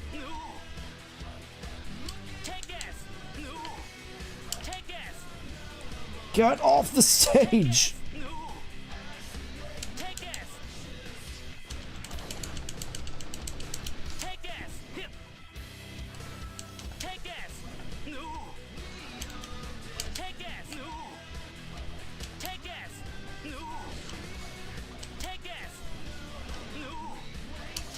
Please get off the stage.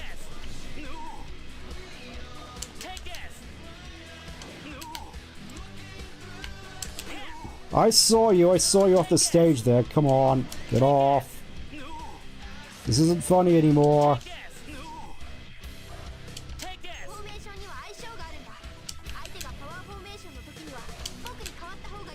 Don't make me restart the level.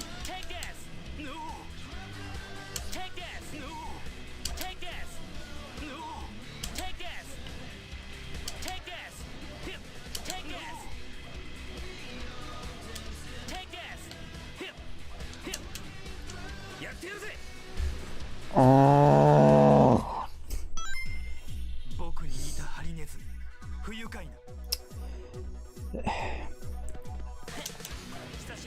It's kind of difficult to tell. He just refused to get off the stage.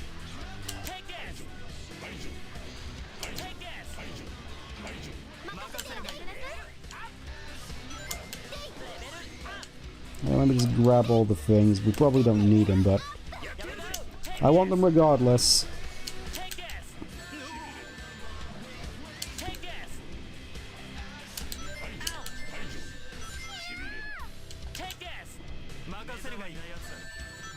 There we go. Now shadows. See how easy that was? You see? Just like that.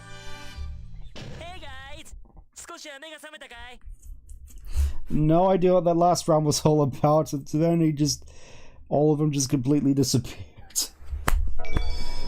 Oh, these boss fights, man.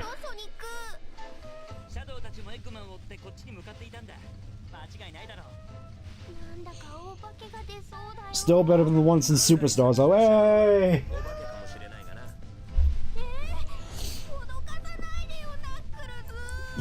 At least that one was over in 35 seconds as opposed to 35 minutes.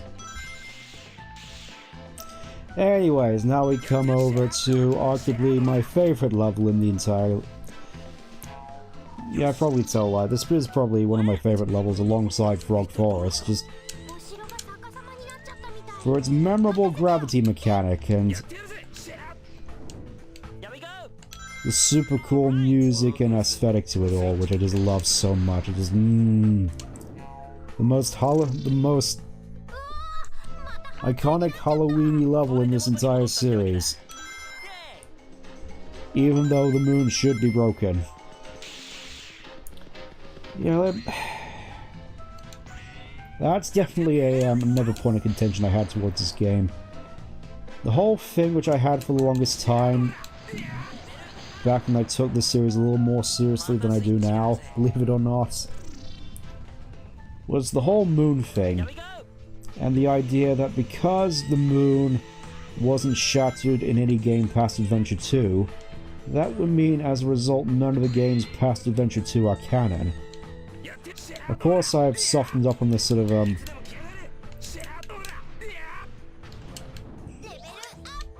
that sort of notion in more recent times, mostly just as a means of not taking it so seriously and just wanting to enjoy the series more for what it is.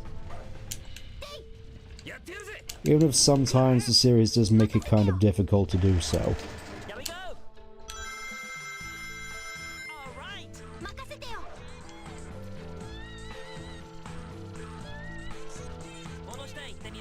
I know they tried to make excuses for why the moon wasn't exactly as it was in Adventure 2, but I always found those quite weak. Like, the whole thing about the moon just facing its blown up side away from the Earth, I'm fairly certain with how the moon works, that's not how it actually happens. I'm pretty sure if the moon was blasted, you'd still be able to see the results in some way, shape, or form.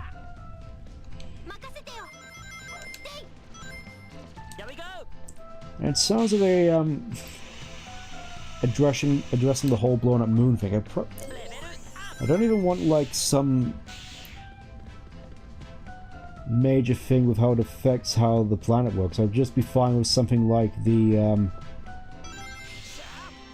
Shattered Moon in Ruby, with how that looks in its distinctness if you've seen Ruby. RWBY.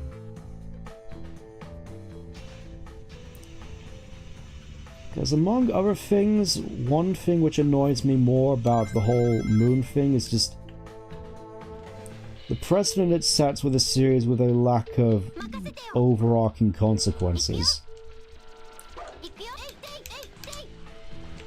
It's this whole idea that despite supposedly groundbreaking events taking place each game, they're never addressed again, like the Gaia Temple, or the Black Arms, or Babylon Garden, or the whole fact that Station Square was destroyed by a giant water monster. Yeah, I do kind of... Yeah, that's sort of what I've come to accept, in all honesty. Just...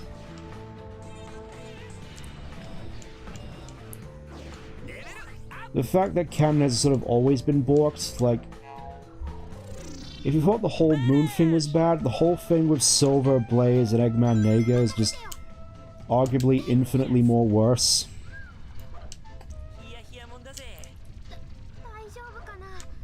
Because at least you could explain the whole moon thing, yet between 06, Rivals, and Rush, there's like two versions of both Blaze, Silver, and Eggman Nega. Like, you have the Silver from the future in 06 and Rivals, both of which happen differently, which you could sort of argue is the same Silver, it's just different circumstances happen to mess up his future. But then you have the Blaze from 06 and the Blaze from Rush, which have basically been confirmed to be different characters with how the development happened with Rush and 06. Well, she was planned as a character for 06, but apparently Tim's got to her characterization before 06 was finished, so they decided to just write their own story for her. Obviously, probably not 100% accurate in that regard, but it's still something I've noticed, along with the whole Eggman Nega thing, where apparently in Rush he's Eggman's Soul Dimension counterpart, and yet in Rivals he's Eggman's descendant 200 years in the future who is even more psychopathic. And yet we never really got an explanation for that. At least to my knowledge.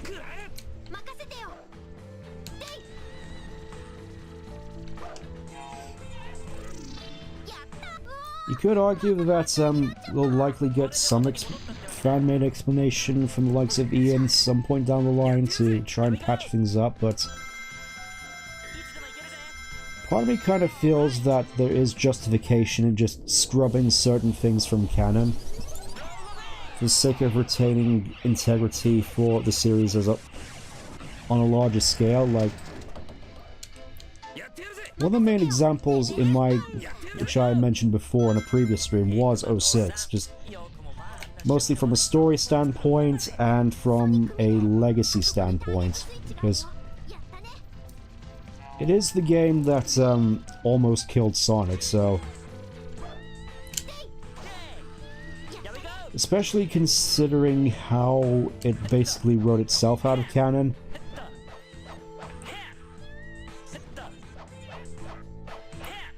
By all means, it's definitely a game that they can learn from, but from a story perspective, I feel there is very much justification to just scrub it and say, yeah, this just didn't happen.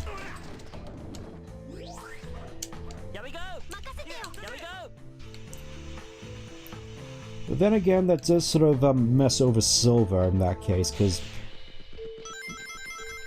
of course, in that case, the only version of Silver which makes sense would be the one from Rivals, which obviously the more modern Silver we've seen in more recent material isn't based off of, obviously going more off of the 06 Silver.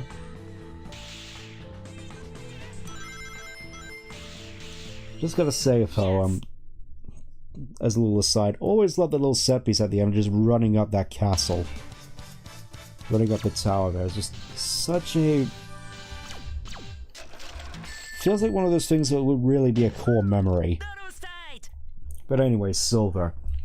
If you got rid of 06, the only version of Silver which would be canon would be the one from Rivals, which I know Especially with Rivals 2, there's certain aspects of that people like. But I feel, especially with the whole Eggman Nega thing, you definitely have to try hard to make that work.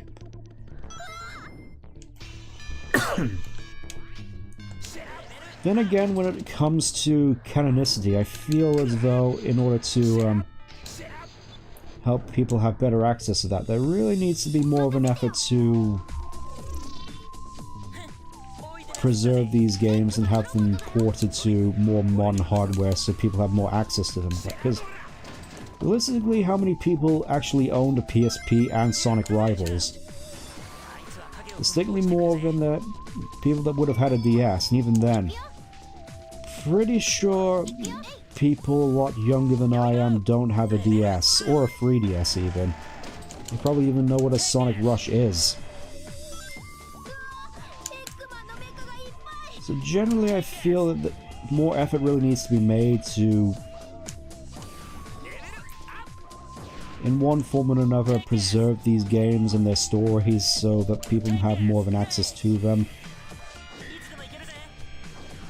In fact, I could see that as a potential way to recontextualize the whole canon as a whole. Just release a whole bunch of games and just say, yeah, these are the ones which are canon, everything else which we're not releasing. In other words, Chronicles. You can just seek them out if you want, but they're not strictly part of the canon, if you get what I mean, because that's one thing that sort of annoyed me about the whole meme about everything is canon, because it may just be me, but I already know that's impossible because of legal reasons with Chronicles. I do want to try and stream it at some point, though, just, you know, it might be a good opportunity to discuss some stuff about Archie, more specifically the Archie continuity, and the whole argument about what should and shouldn't be canon in this series, because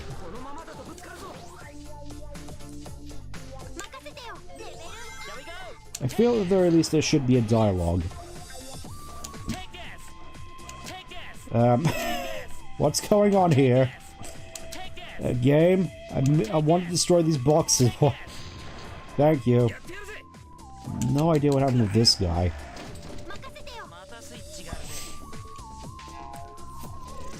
Yeah, I'd be down for another collection, just of some more obscure stuff. Not entirely certain how you'd manage to do that for Rush, though, with the dual screens.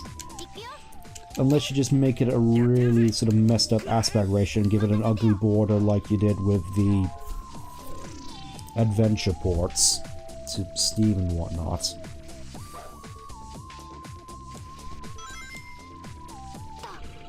Generally speaking, though, I would love an opportunity to actually play Rivals without having to own a PlayStation Portable, because again, not many people did. And even then, what other games would I even get for the PlayStation Portable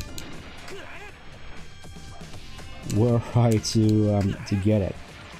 The only things which really come to mind are Advent Children, for obvious reasons. That's sort of the poster child, and Kingdom Hearts Birth by Sleep, but even then, that's not really a game I feel I'm compelled to go back to at any point. Generally not the sort of game that I enjoyed. I know a lot of people say it's good, but I'm not entirely certain if they're people who have actually played it, if that makes any sense.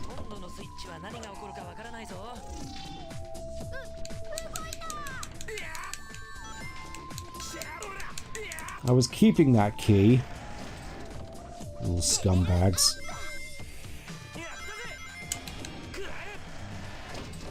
Oh yeah, there's this guy.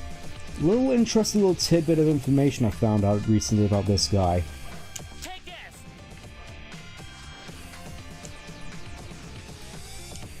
If it actually works, hold on. I was gonna say, from my experience at least on the GameCube version, you could get rid of his helmet using a tornado, but for whatever reason it just didn't work there. As yeah, these helmeted hammers are the ones which are mostly invulnerable.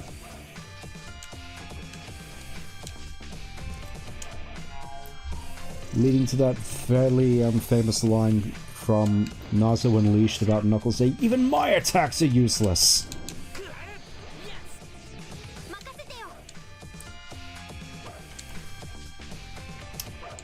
Thought for a second that another one spawned in, that would have been a big old spook.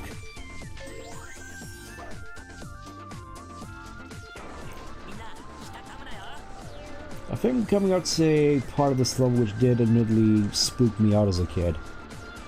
And I think, in terms of the versions of this level which I played most, or should I say earliest, I'm pretty sure aside from Team Rose, the one version of this level which I played first was the Chaotix version, which had well, two elements to it which I found pretty freaky as a kid. I think we're starting to come up to the first one now.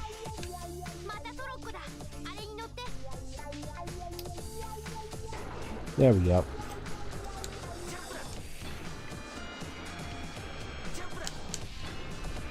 Just want to be a little bit safe from the... Didn't even matter anyways. Pretty sure there's a key up here. Nope, my mistake. Must have been on another team's case.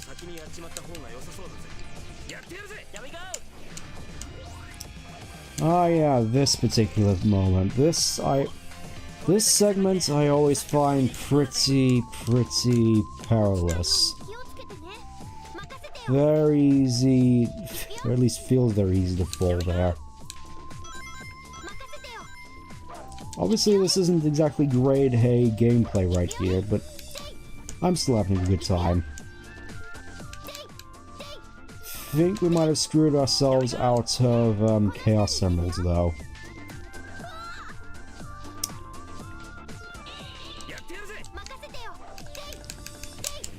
I'm gonna try and clear the floor of these guys.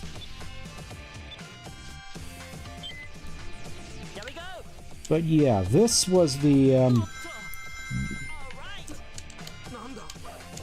other part of the Chaotix level which kind of freaked me out. Just the whole weird ethereal dimension thing underneath the mansion.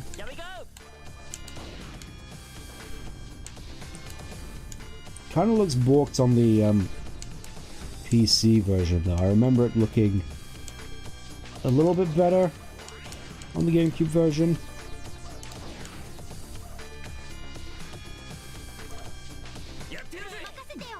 But yeah, the version on the Chaotix version of this level was all white. It was just super confusing as to where I was, as opposed to here where it's a bit more contained. It's just 3 rooms. It's still definitely freaky, but I think just because I'd seen the Chaotix version before, it's not as freaky. It also comes in, it's also color-coded, which is nice.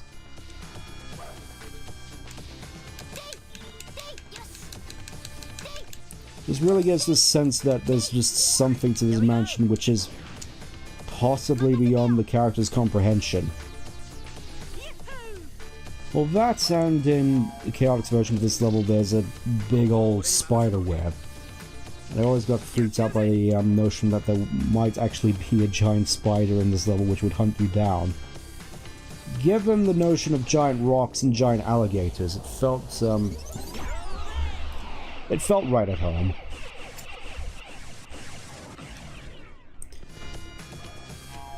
Opportune place to use the Team Blast there.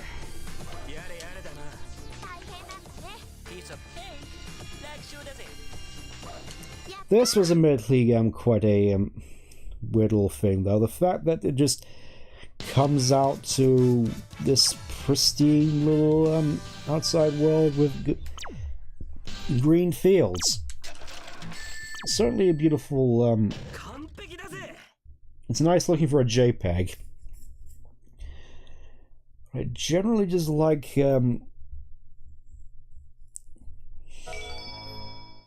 what it really does for the level. It just gives this sense that you've come out to this thing which is beyond your understanding, which is thinly veiled underneath this shell of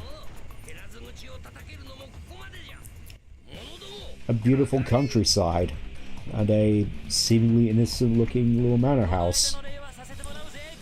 And now we're back here with yet another boss robot gauntlet. I feel like I kind of spoiled away all the talking points I had for the Chaotix version of this, the Chaotix playthrough, but needless to say, if you thought the Shadow boss fight beforehand was pretty rough, Robot Storm Chaotix, I'll just say that much.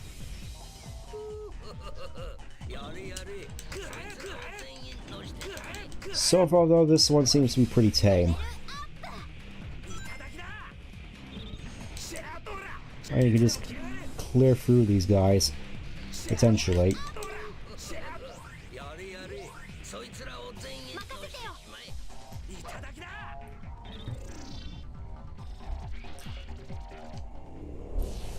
Seems an opportune moment to Team Blast right here.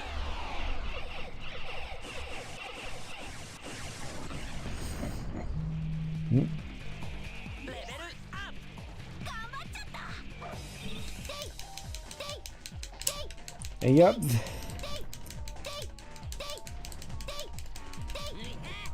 I don't strictly remember the Lightspeed attack off of Life Formation being quite as warped as that. I remember it actually being able to hit stuff, but I think that's just the PC version acting up.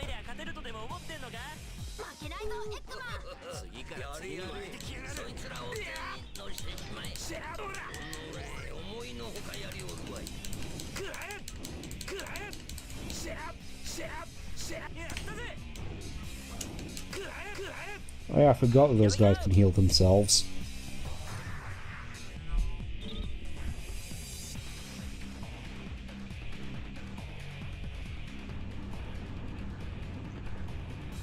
Not sure there's really much to say about these boss fights in particular. It's just got a whole bunch of robots lined up. You just mow your way for. I mean, it's fairly satisfying to do. It's just seems underwhelming for a boss fight.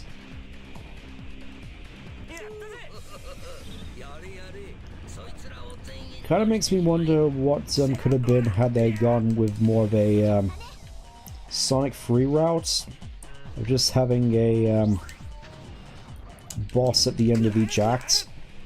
Well, second act. As opposed to this, which is more akin to, I guess, Sonic 1.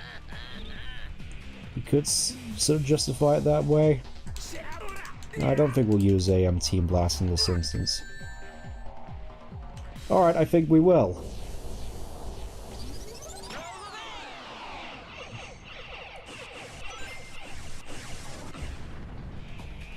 Ooh.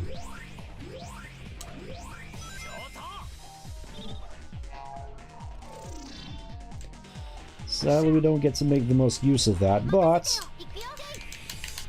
should be able to just deal with this no problem, as we can just quickly mow them down by moving right and left on the control stick. That's going to be quite useful later.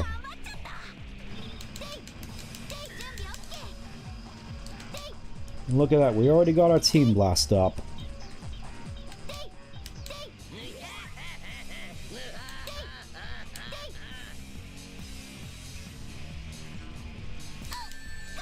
Yeah, you see what I mean about them just sniping you?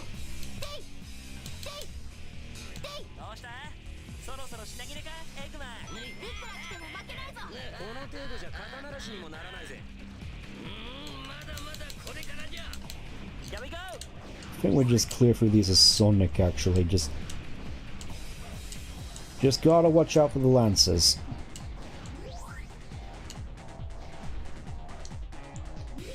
I do like how you can actually catch a fair bit of air out of a homing attack if you just hold the button down. Now we Team Blast.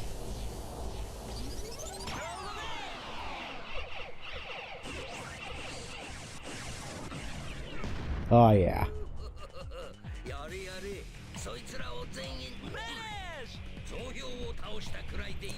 Kind of a shame we don't get any ranking off a score for these ones, because that was pretty satisfying.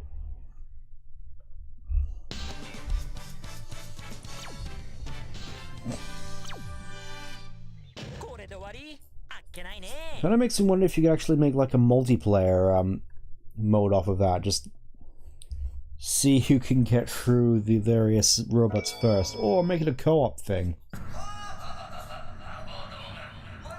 No idea what's going on with the textures there.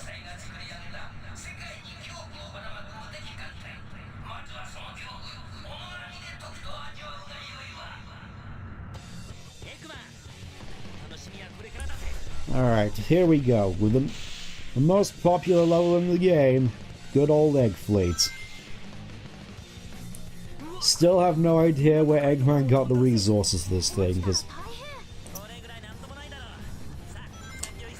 admittedly that has been something that's been bugging me about this series for a while. Just where exactly does Eggman get his resources from? Where does he get the money to build all this stuff?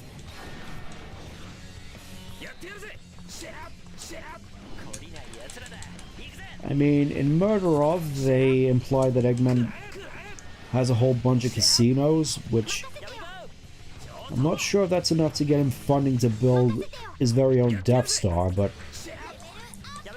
and it's something, I suppose. Alright, take care, John. Hope you found some enjoyment out of my ramblings and mediocre gameplay.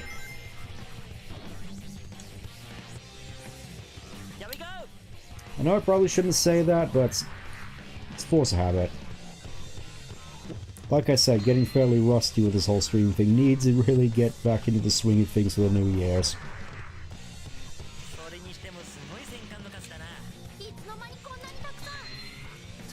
See, here's Tails actually asking the proper questions. Where did Eggman get all these ships from? Did he just go off to Exegol and Palpatine just Gmod spawned some out of the ground for him? What's up with this?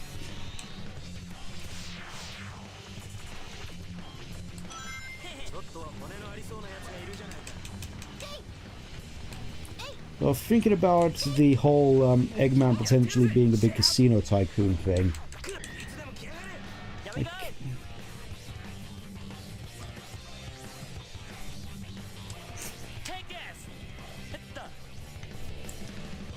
Yeah, I suppose.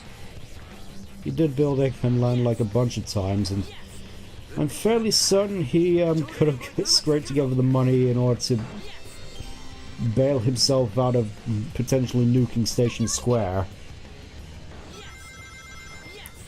Because yeah, that also happened. He could just casually build himself comically large missiles to level cities with.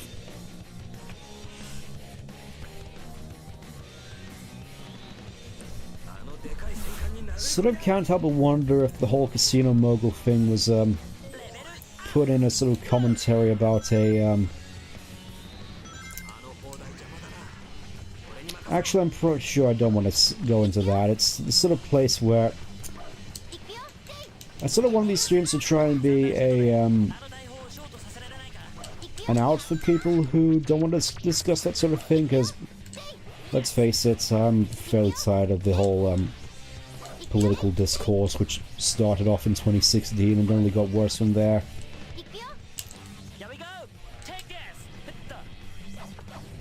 Again, it's basically what convinced me to just drop off of Twitter and never look back.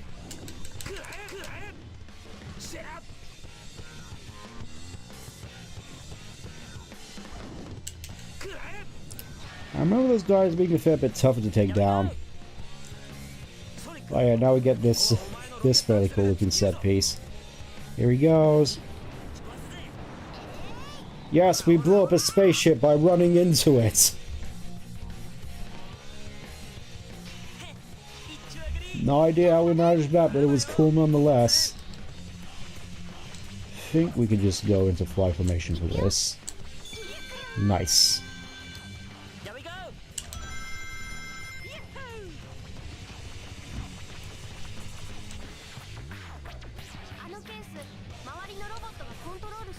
Yeah, I think we just Team Blast here.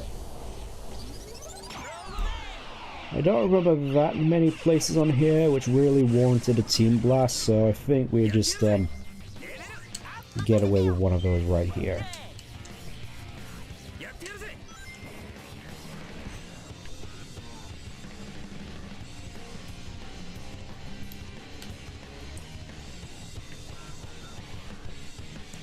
Well, I'm glad that it's a sentiment that is slowly growing, but especially with places like the BBC over here, I can't help but feel that despite how out of touch they are, I have a feeling it's only going to get worse before it gets better.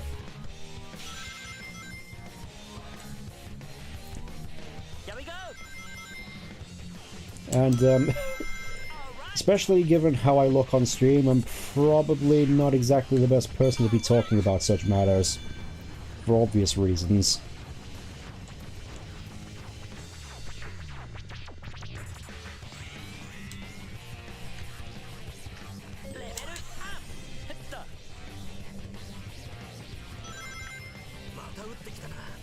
Anyways, let's get back to the game. One thing which I always thought was kind of weird to me as a kid is how I, at the time, you know, back in 2004, I ended up associating this movie a lot with, the film Bugsy Malone. It was a film that I, got quite a liking for as a kid. It was basically, you know, 1920s mobster film with all child actors and all the guns shot custard pies. It's generally a fairly light-hearted depiction of a pre-Wall Street crash in New York.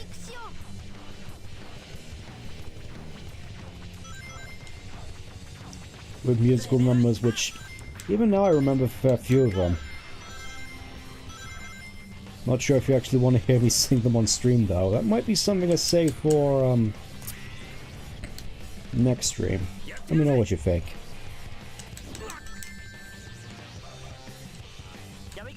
Yeah, needless to say, at the time I ended up watching that film a fair bit and playing this game a fair bit, and needless to say I came to associate the two with each other, and they tend to act as my sort of comfort media for a little bit.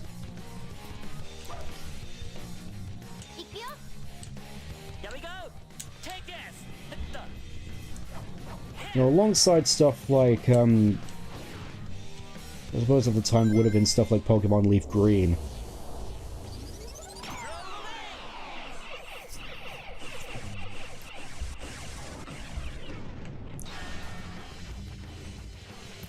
It is one of those things where it's just so bonkers to me that it's just been 20 years already.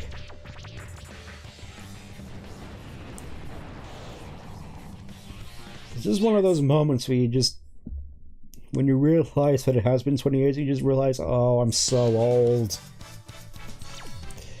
I get you. I think you know what I mean. Just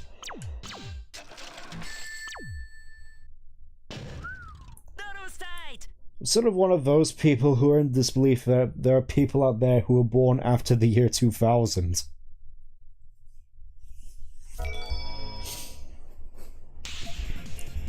Which is ironic because I have a baby sister who was born after 2000. Anyways, here we are, good old Final Fortress. Hopefully I don't end up screwing myself over with this level again, because needless to say, it does go on for a fairly long time, and it is starting to get a little late.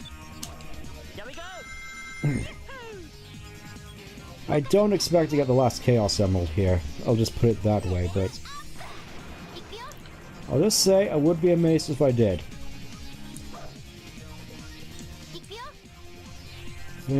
Is this? Yep, it was a wing item.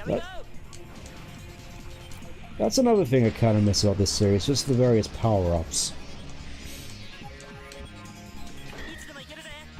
Like, this game just has a whole series of various power-up bites and based just purely around its mechanics, like the power cores, the thing for flight with tails, free team blast, and yet nowadays we don't get any stuff like, you know,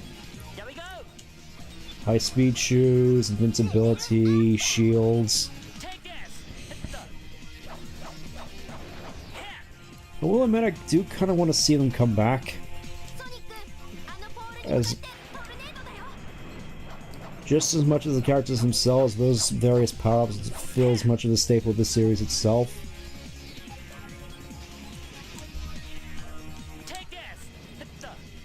I will admit though that may have to be a bit of a rebalancing of the shield, maybe. What do you all think? No. Alright, I botched that. Can I make it? Can I make... Yes, I made it.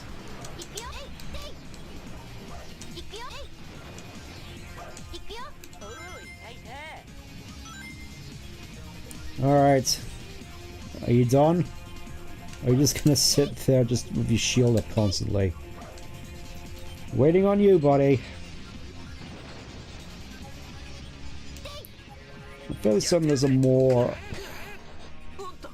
proficient way of taking out the E2000s, but it's one which I haven't managed to find.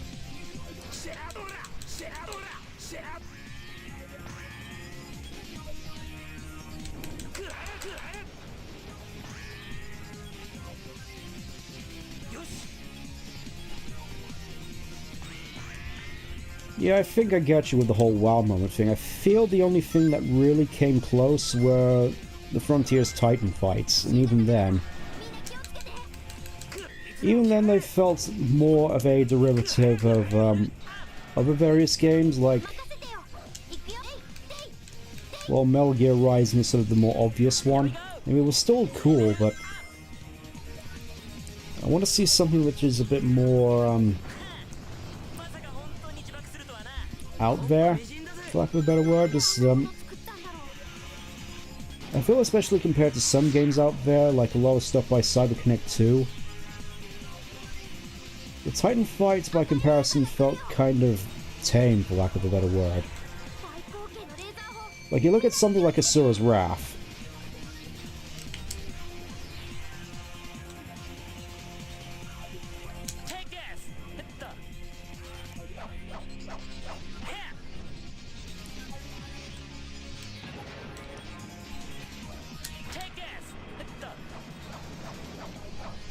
Sorry, just looking through the chat here, just...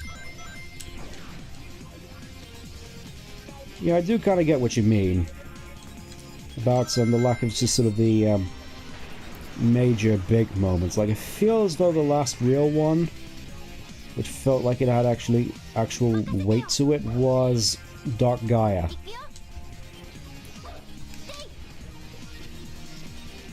Like, that conflict really felt like the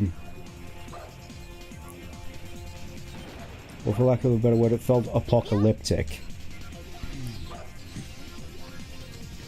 As opposed to the later games, which don't really show much in terms of the actual stakes at hand, if you get what I mean.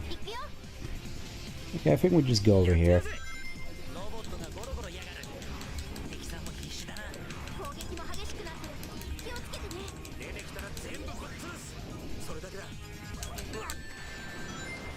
I guess the Asura's Wrath could be considered cheating. That's kind of what I want to see from the series. Just want to see it go full over-the-top anime nonsense, because, well, personally I just find that stuff to be pretty cool, for lack of a better term.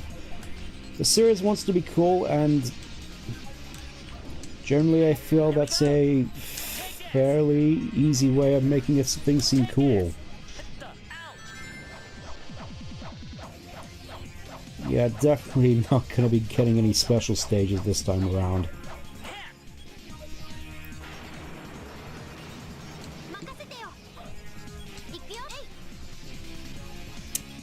Yep, didn't make that.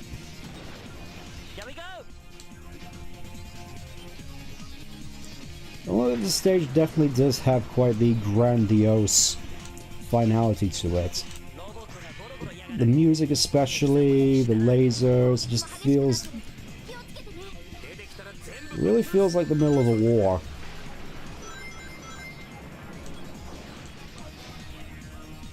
Like the real sort of final conflict you'd expect from a big Sonic vs. Eggman story. Still have no idea how the Switch manages to reach this fan, though. It seems so weirdly disjointed. What? Yeah, this part in particular was the one where I wish that I'd figured out how to do the whole Team Blast thing, because needless to say, these guys do take a while to wear down.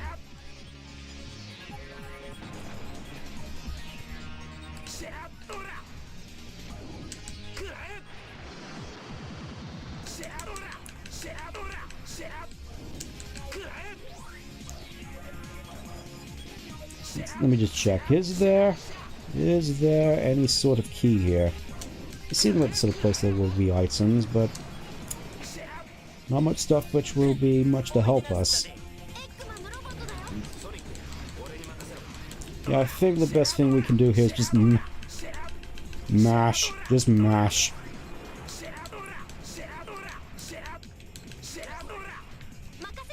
Okay, that wasn't too bad. And that leaves us... And I got a Team Blast anyways. I completely forgot about that. Here, have a wasted Team Blast.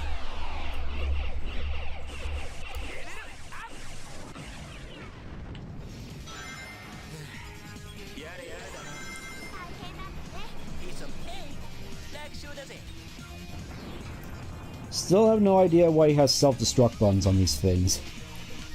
Tails once again asking the sensible questions. Still just love the scale of this whole place though, just...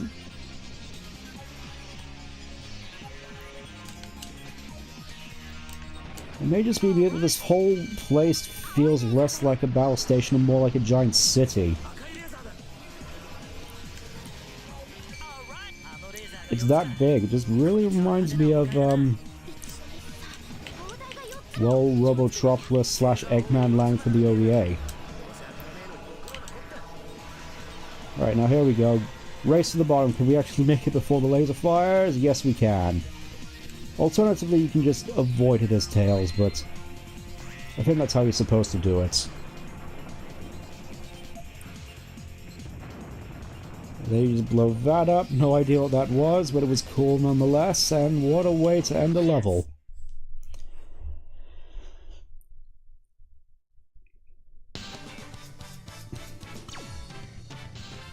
If this was a modern game, that would all have just been one big QTE. Or just a big cutscene.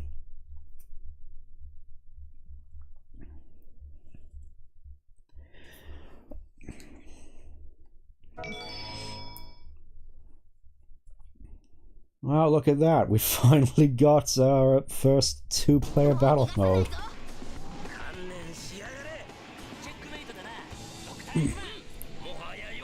And now we see if we can actually successfully cheese this boss fight. As easy as I could on GameCube. That does lead me to a fairly interesting point though, which I think I might have already discussed a little bit whilst playing Sonic Adventure. The whole thing about Sonic constantly letting Eggman live. That whole big contentious divisive talking point which was a big part of the IDW run. Especially when it comes to Surge. And Sonic's whole ideology, which when you actually read the comic doesn't actually make that much sense. I think I screwed myself there. See, I think we just go up here, and then we just... yeah, do this, and then we just quickly wears down Eggman's health bars.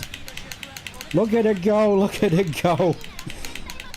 It's almost down already, look at that! Gone from like 120 to 18. Done like that. Didn't even get to finish what I was gonna say.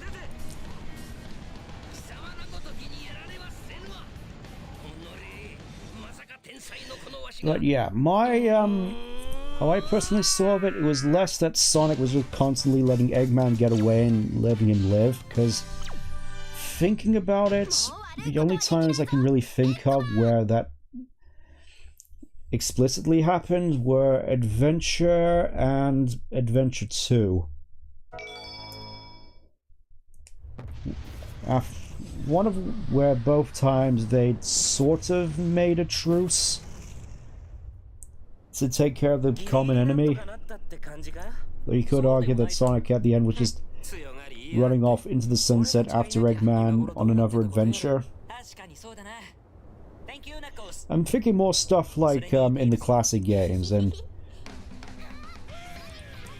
more specifically stuff like Generations and Unleashed, where Sonic definitively beats up Eggman, and then for the most part leaves him for dead, like he left him for dead during in the ruins of Scrap Brain Zone, where he finishes him off at the end of Sonic 1. Then he leaves him for dead inside his exploding Death Egg in Sonic 2. Then leaves him for dead inside his exploding Death Egg Robo in Sonic 3. Then he just gets booted off into orbit by Dark Guy and Unleashed, and left behind in White Void with his past self and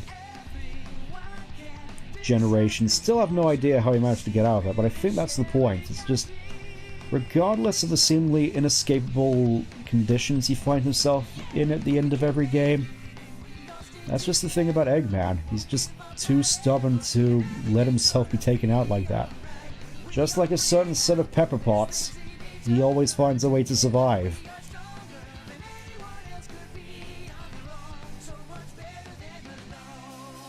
I've heard it said before that Sonic and Eggman are both as stubborn as one another, and that's basically sort of why they'll never let each other really,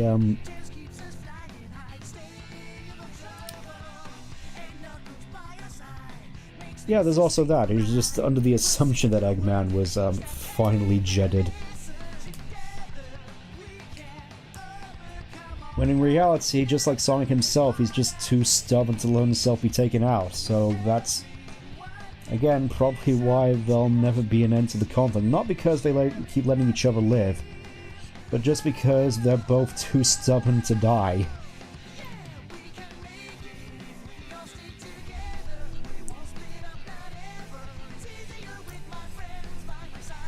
I never even got to talk about the ending, didn't I? It's obviously nothing special. We get to see Amy partake in more of her yandere phase, but generally speaking, going back and playing this again recently, this ending just left a big old smile on my face, which is partially why I was looking forward to coming back to this, because